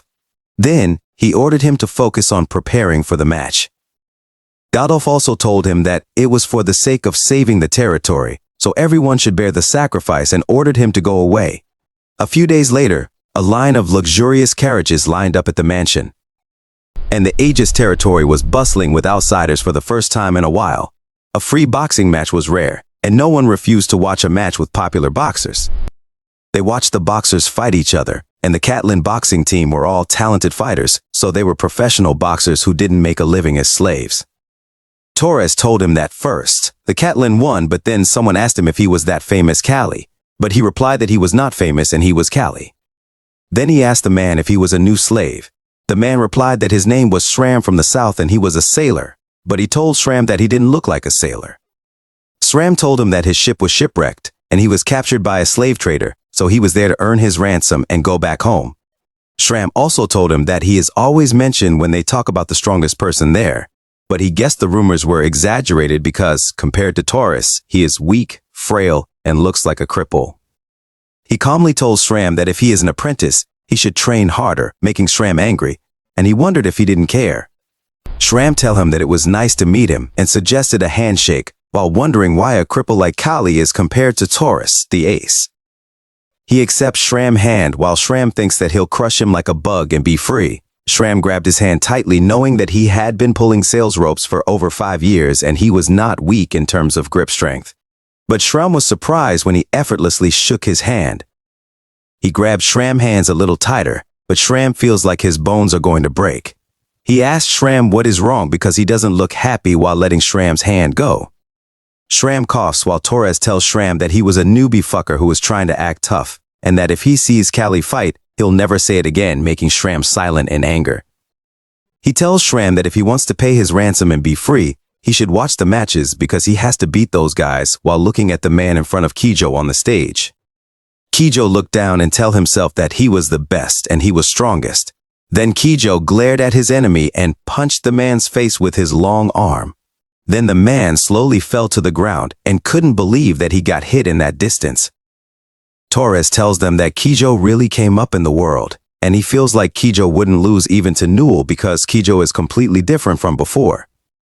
On the other hand, on the stage, Kijo continuously attacks the man with his long arms, and the man furiously runs toward him while shouting that he can't take it anymore, but Kijo simply punched the man in the face. He realizes that it was true that they had to get in close to beat a taller opponent, but Kijo's enemy was just charging and without any skills. He knows that it would have been better to just endure hits and wait for Kijo to get tired. Torres and Kijo bump hands, and Torres tell him that he did well staying calm. Kijo tells Torres to do well and come back. Then Torres stepped inside the court, and the viewers cheered for him loudly. He looked at his enemy, but his vision was blurry, making him think that it was starting again, and he knew that if it kept up, his boxing career would be over. But he was not sure if he can use the techniques Kali taught him in a real fight, so he decided to just try to win with his usual style. The man blocked his attack while teasingly acting amazed to him. Then the man punched Torres back in the face while the man noticed that Torres just kept coming even though he was getting hit, and Torres is worthy of being called the Boar of Aegis. But the man swore that he was going to catch Torres today. Torres tried to punch the man, but the man dodged in the side to avoid it, making Torres and Kali understand what the man is doing. Then the man punched Torres in his side, making Torres fall to the ground hard. One of the noblemen shouted that it was the recent trending Wistery style, and the other noble replied that he had never seen it in person before. Kali was surprised because he knows what the style man used. He was sure that the man had seen and used his technique back then. It was commonly known as the Wistery style, and Duke Wistery devised it and tried letting his boxers use it after the Harvest Festival. It was not just the traditional boxers that only showed strength, but now it has changed into showcasing technique. Most people think it was created by Duke Wistery, but people who follow the pugilist fight may know that the technique was invented by Kali. Torres stood up in frustration and attacked the man once again, while Kali thought that anyone who sees it will feel the same thing. The man dodged all his attacks while teasingly asking him if he ever heard about the Wistery technique and telling him that it seems he doesn't know about it. Torres furiously glared at the man. Then he bent down, making the man confused, and positioned himself in the defensive position that Kali taught him. He told the man that he knew the Wistery technique and found it interesting when he looked at it. He ran forward to the man in his current position, planning to try it. The man tried to punch him, and he got hit slightly in his shoulder when he dodged it. Then the man once again tried to punch him, but he completely dodged it, making the man shout in frustration while launching another attack. He blocked it with his arms and composed himself to stay on his ground. The man knew that it was his first time seeing it. Moreover, no matter how hard he hit Torres, he wouldn't move, and he saw that Torres's exposed area was only his side or abdomen. But if he went closer, it wouldn't be good for him. Suddenly, Torres appeared under him, launching an attack. The man dodged it, knowing that he should avoid it, and noticed that Torres's fist was strangely slow. But then he was surprised when he saw Torres glaring at him. Torres moved one of his feet to the side and launched his fist. The man covered himself, knowing that Torres was using his core strength, so he should block it. Torres hit the man guard, completely breaking it. He launched his other fist, making the man realize that it was just a trick. Then Torres hit the man in the chin hard, making the man slam on the ground, bleeding. The nobles happily cheered for him and shouted that Torres still won with great force. Callie knows that the man's whistly style is pretty similar, and he was so surprised. However, he thinks they still don't consider footwork as part of fighting, and the man's legs barely move. On the other hand, Torres was able to change his strength, and even though he only taught Torres about the guard posture, Torres really has a good boxing sense. After that pugilist fight ended successfully, Gedolf showed a bright smile, and it was because all the nobles in the VIP seats returned to support Gedolf again. The woman nobles told Gedolf that she enjoyed it, and hoped she'll participate again. Then the nobleman told Gedolf that it was a good match, making Gedolf happily tell them that he and the state will also become as lively as before. However, there is still no contact with the guests who left earlier, and it is only then that Gedolf realizes that they are just doing lip service and they don't have any intention to help Gedolf, making him fume in anger and shout that those bastards are just coming there to watch a free pugilist match when he even fixed the mansion for them. Gedolf cursed in anger and shoutingly ordered his maid to bring him alcohol. A few weeks later, the man inside the house wonders what will happen to that territory in the future. Gedolf is not only a tyrant, but he is also lacking at managing the territory. Also, he still couldn't believe Gedolf made the knight do the housework like fixing the mansion. And they say that Gedolf also failed to make any connection with other nobles. Then someone called the man his captain, and Callie told the man that he will be back from his training with the wolf next to him. The man asked him if it is a religious day and why he doesn't take a break. He replied that he is just doing it because he likes it.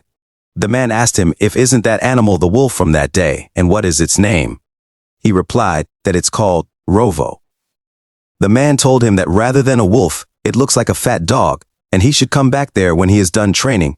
Then they can go back together. To which he replied, okay.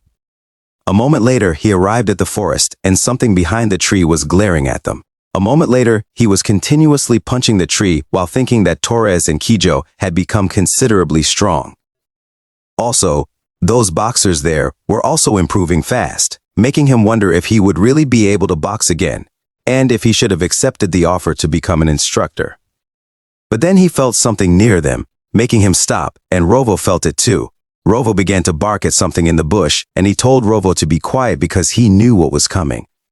Then he exhaled and stepped his leg forward while thinking that although it was still a little uncomfortable, he gradually got used to putting his weight on one leg. Then he punched the tree with all his might, making the hole in the tree deeper, but then he felt pain in his hand, and Rovo's ears stood up, hearing something approaching.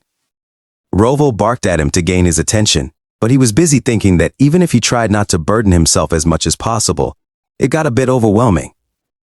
Then he told Rovo that he knew something was strange and noticed that it wasn't even windy, but the bushes were shaking. Then he jumped a little in shock when he saw the bear walking out of the bush, making him unable to believe it. He knew that it was strong, but it didn't look like an adult. Rather, far from being weak, it looked agile. But he knew that it was impossible to run away with his legs. Rovo angrily growled at the bear, and he told Rovo that it was better than him, all the while thinking that he should have brought an axe with him. Suddenly, the bear stood up and growled at him furiously, but he just laughed and positioned himself, asking himself what he could trust if he didn't trust his fists. Then the bear launched its sharp claws to attack him, and fortunately he dodged it. He punched the bear in the face, making the bear's nose bleed. Then Rovo barked at the bear angrily, making the bear's attention distracted. So he punched the bear in the chin, sending its head flying. However, the bear managed to attack him back with its claws, and he got hit in the chest, causing him to bleed in pain. Then the bear jumped toward him to attack again, but he launched his fist forward to attack it too. Meanwhile, in the house, the captain was still sleeping. However, he suddenly heard someone knocking on the door. The captain, feeling alarmed, grabbed the axe for safety and asked the person continuously knocking if it was Callie. When the person didn't answer, the captain began to sweat in fear. He then forcefully opened the door while shouting, "Who is there?" To his shock, he saw Callie, who was standing in front of him, covered in injuries. The captain asked him why he had opened the door so late and expressed his worry. In response, Callie just smiled and replied that they should have bear stew for dinner that night. When Callie entered the house, the captain was shocked to see a dead bear behind him. News of Callie catching the bear quickly spread around. Objectively, it wasn't even a fully grown adult bear, but it wasn't thin and weak either. Catching a bear with bare hands seemed ridiculous to some people, and they thought it was a lie and an exaggeration. However, the loggers believed it without a doubt because by the end of winter, they had seen trees clearly broken by human fists. As the harsh winter passed, the estate became full of life for the first time in a while. Someone shouted to the estate that Lady Azalea was coming, so they should open the gate. Carriages filled with a lot of products entered the gate with Azalea, and the citizens were amazed to see a lot of salt and wool inside the carriages. Azalea dismounted her horse and asked the knight where her father was. The knight replied that Gadolf was probably in the mansion. Azalea expressed her disappointment, mentioning that it had been a while since she had come back, and that it was rude of her father not to come to meet her. However, as she looked around, she saw a woman and her son smiling while walking past her. The little boy had yellow hair and a bright smile, which made Azalea smile and hoped that Callie was doing well. On the other hand, in the slave area, he asked someone if Azalea had come back while feeding Rovo. The man replied that she had, and Azalea was so amazing because she could be on top of herself. He replied that it was amazing. The man told him that it was the reason there would be a party at the mansion, and it had been a while since they had meat, so it would be their first time having meat besides bears' meat. Rovo excitedly looked at him, but he told Rovo that it can't go with him, and it can't go to the mansion with him, making Rovo sad. But he apologized to it and swore that he'll give it something. A moment later, he was busy eating at the table when the knight told him that Azalea had called him. Then he went inside the mansion, and Gadolf told him that he had arrived there. Azalea told him that it had been a long time since they saw each other, and asked him about the condition of his leg. He replied that it was still the same, but he was used to it, so he wouldn't feel uncomfortable anymore, although she knew that there was no way he wouldn't feel uncomfortable. Then Azalea talked about how she had risen to the top and mentioned that Joseph had made it difficult by interfering here and there, making Gadolf furiously call Joseph a dirty human and a dirty piece of shit. She told Gadolf that it was why she went to the Imperial City so that the pressure from Joseph wouldn't work and she would be able to buy the supplies. Gadolf told her that she did well and that he expected it from his daughter.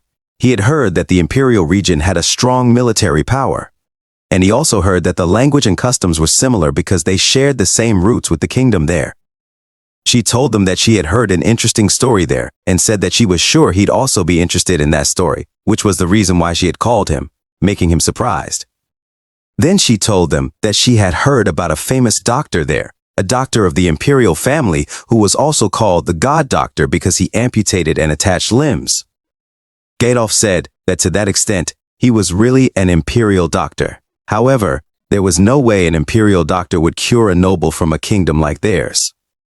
She told her father that if she was the one who asked for it, it was possible because she had connections with the imperial family and in the imperial city that liked to fight. Any gladiators who were injured while fighting were welcomed. So she was thinking of taking Kali there with her after she had rested enough there. Gadolf lifted her up happily and shouted that she was such a blessing, making her embarrassed. On the other hand, Kali couldn't believe that his leg had a chance to get healed and asked her if it was true that his leg could really be healed.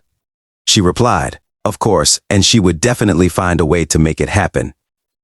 But the truth was, she knew it was impossible to meet the royal family for a low-rank noble like her, so she hoped Kali didn't find out what was behind it. Later, he was busy watching the other fighters running and wondered if his leg had a chance to be healed. Nixar asked him who he was thinking about and if it was the kid over there who would be okay to fight, making him surprised and confused. Nixar told him that tomorrow was the apprentice pugilist test. He replied that he was thinking about the kid over there but changed it by explaining that he was thinking about taking Takayan or Shram. Nixar told him that Takayan had great flexibility and moved like a leopard, and Shram had good muscles and a strong motivation to go back to his hometown. He told Nixar that it was nice to have a motive, making Nixar wonder if he was thinking about something else and why Kali looked so sad when his leg was going to be treated.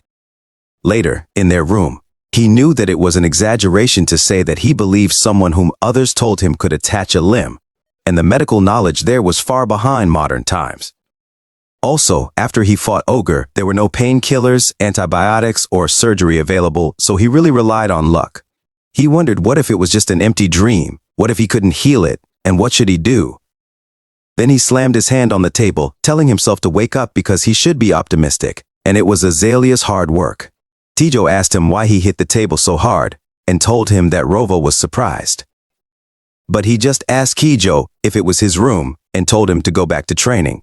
Kijo told him that he had a pugilist apprentice test tomorrow, so he would take a break today. He asked Kijo why he became a pugilist, making Kijo ask him what he meant. He told Kijo that he must have a reason or something he wanted to achieve. Kijo told him to reason his ass, and he just did it because there was nothing else he could do. Then Kijo hugged Rovo, telling Rovo that it was so cute, making Kali think it was like he was talking to a single-cell creature. Then Kijo asked him what about him and what he wanted to achieve. The next day, the apprentice pugilist test was conducted. An apprentice became a formal pugilist if they received good remarks from the instructor for their skill, but in Aegis. The apprentice pugilist test was more like a formality, where the apprentice who got first place would take a test to become a formal pugilist. However, not everyone knew about it, and the apprentices picked their pugilist opponents by drawing lots and then fought them. The instructor called Kijo, and Kijo walked forward, laughingly asking if he was the first to start. He knew that Kijo would fight the apprentice with his great footwork, and it was inevitable to use an outboxing technique to widen the distance due to Kijo's body.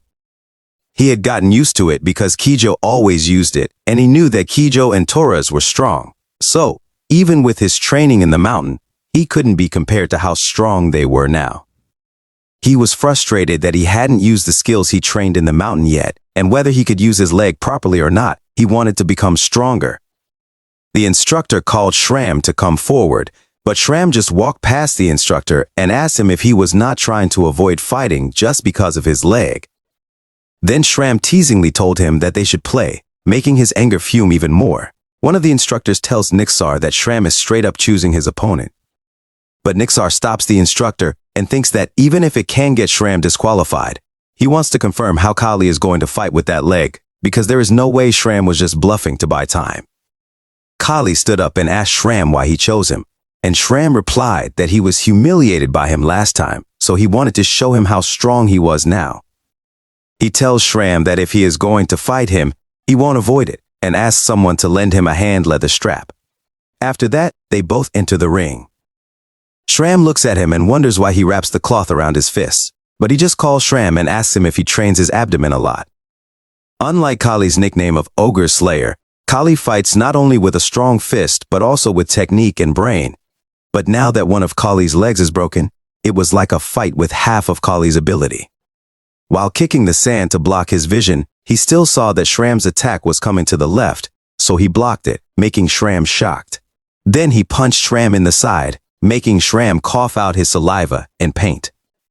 One of the trainees shouted that it was the empty defense, and Torres, who was shocked, wondered since when Kali's fist became so heavy, Shram slowly fell and was kneeling on the ground in pain. The instructor asked Shram if he was okay, but Shram didn't answer, feeling his ribs were broken. Still, Shram told the instructor that it was just the beginning and he could still do it. On the other hand, he knows that he wrapped his fist with cloth and leather, but he thinks he hit the right spot and asks Shram if he just hung in there with his strong determination, not his strong muscles. Because it was not bad.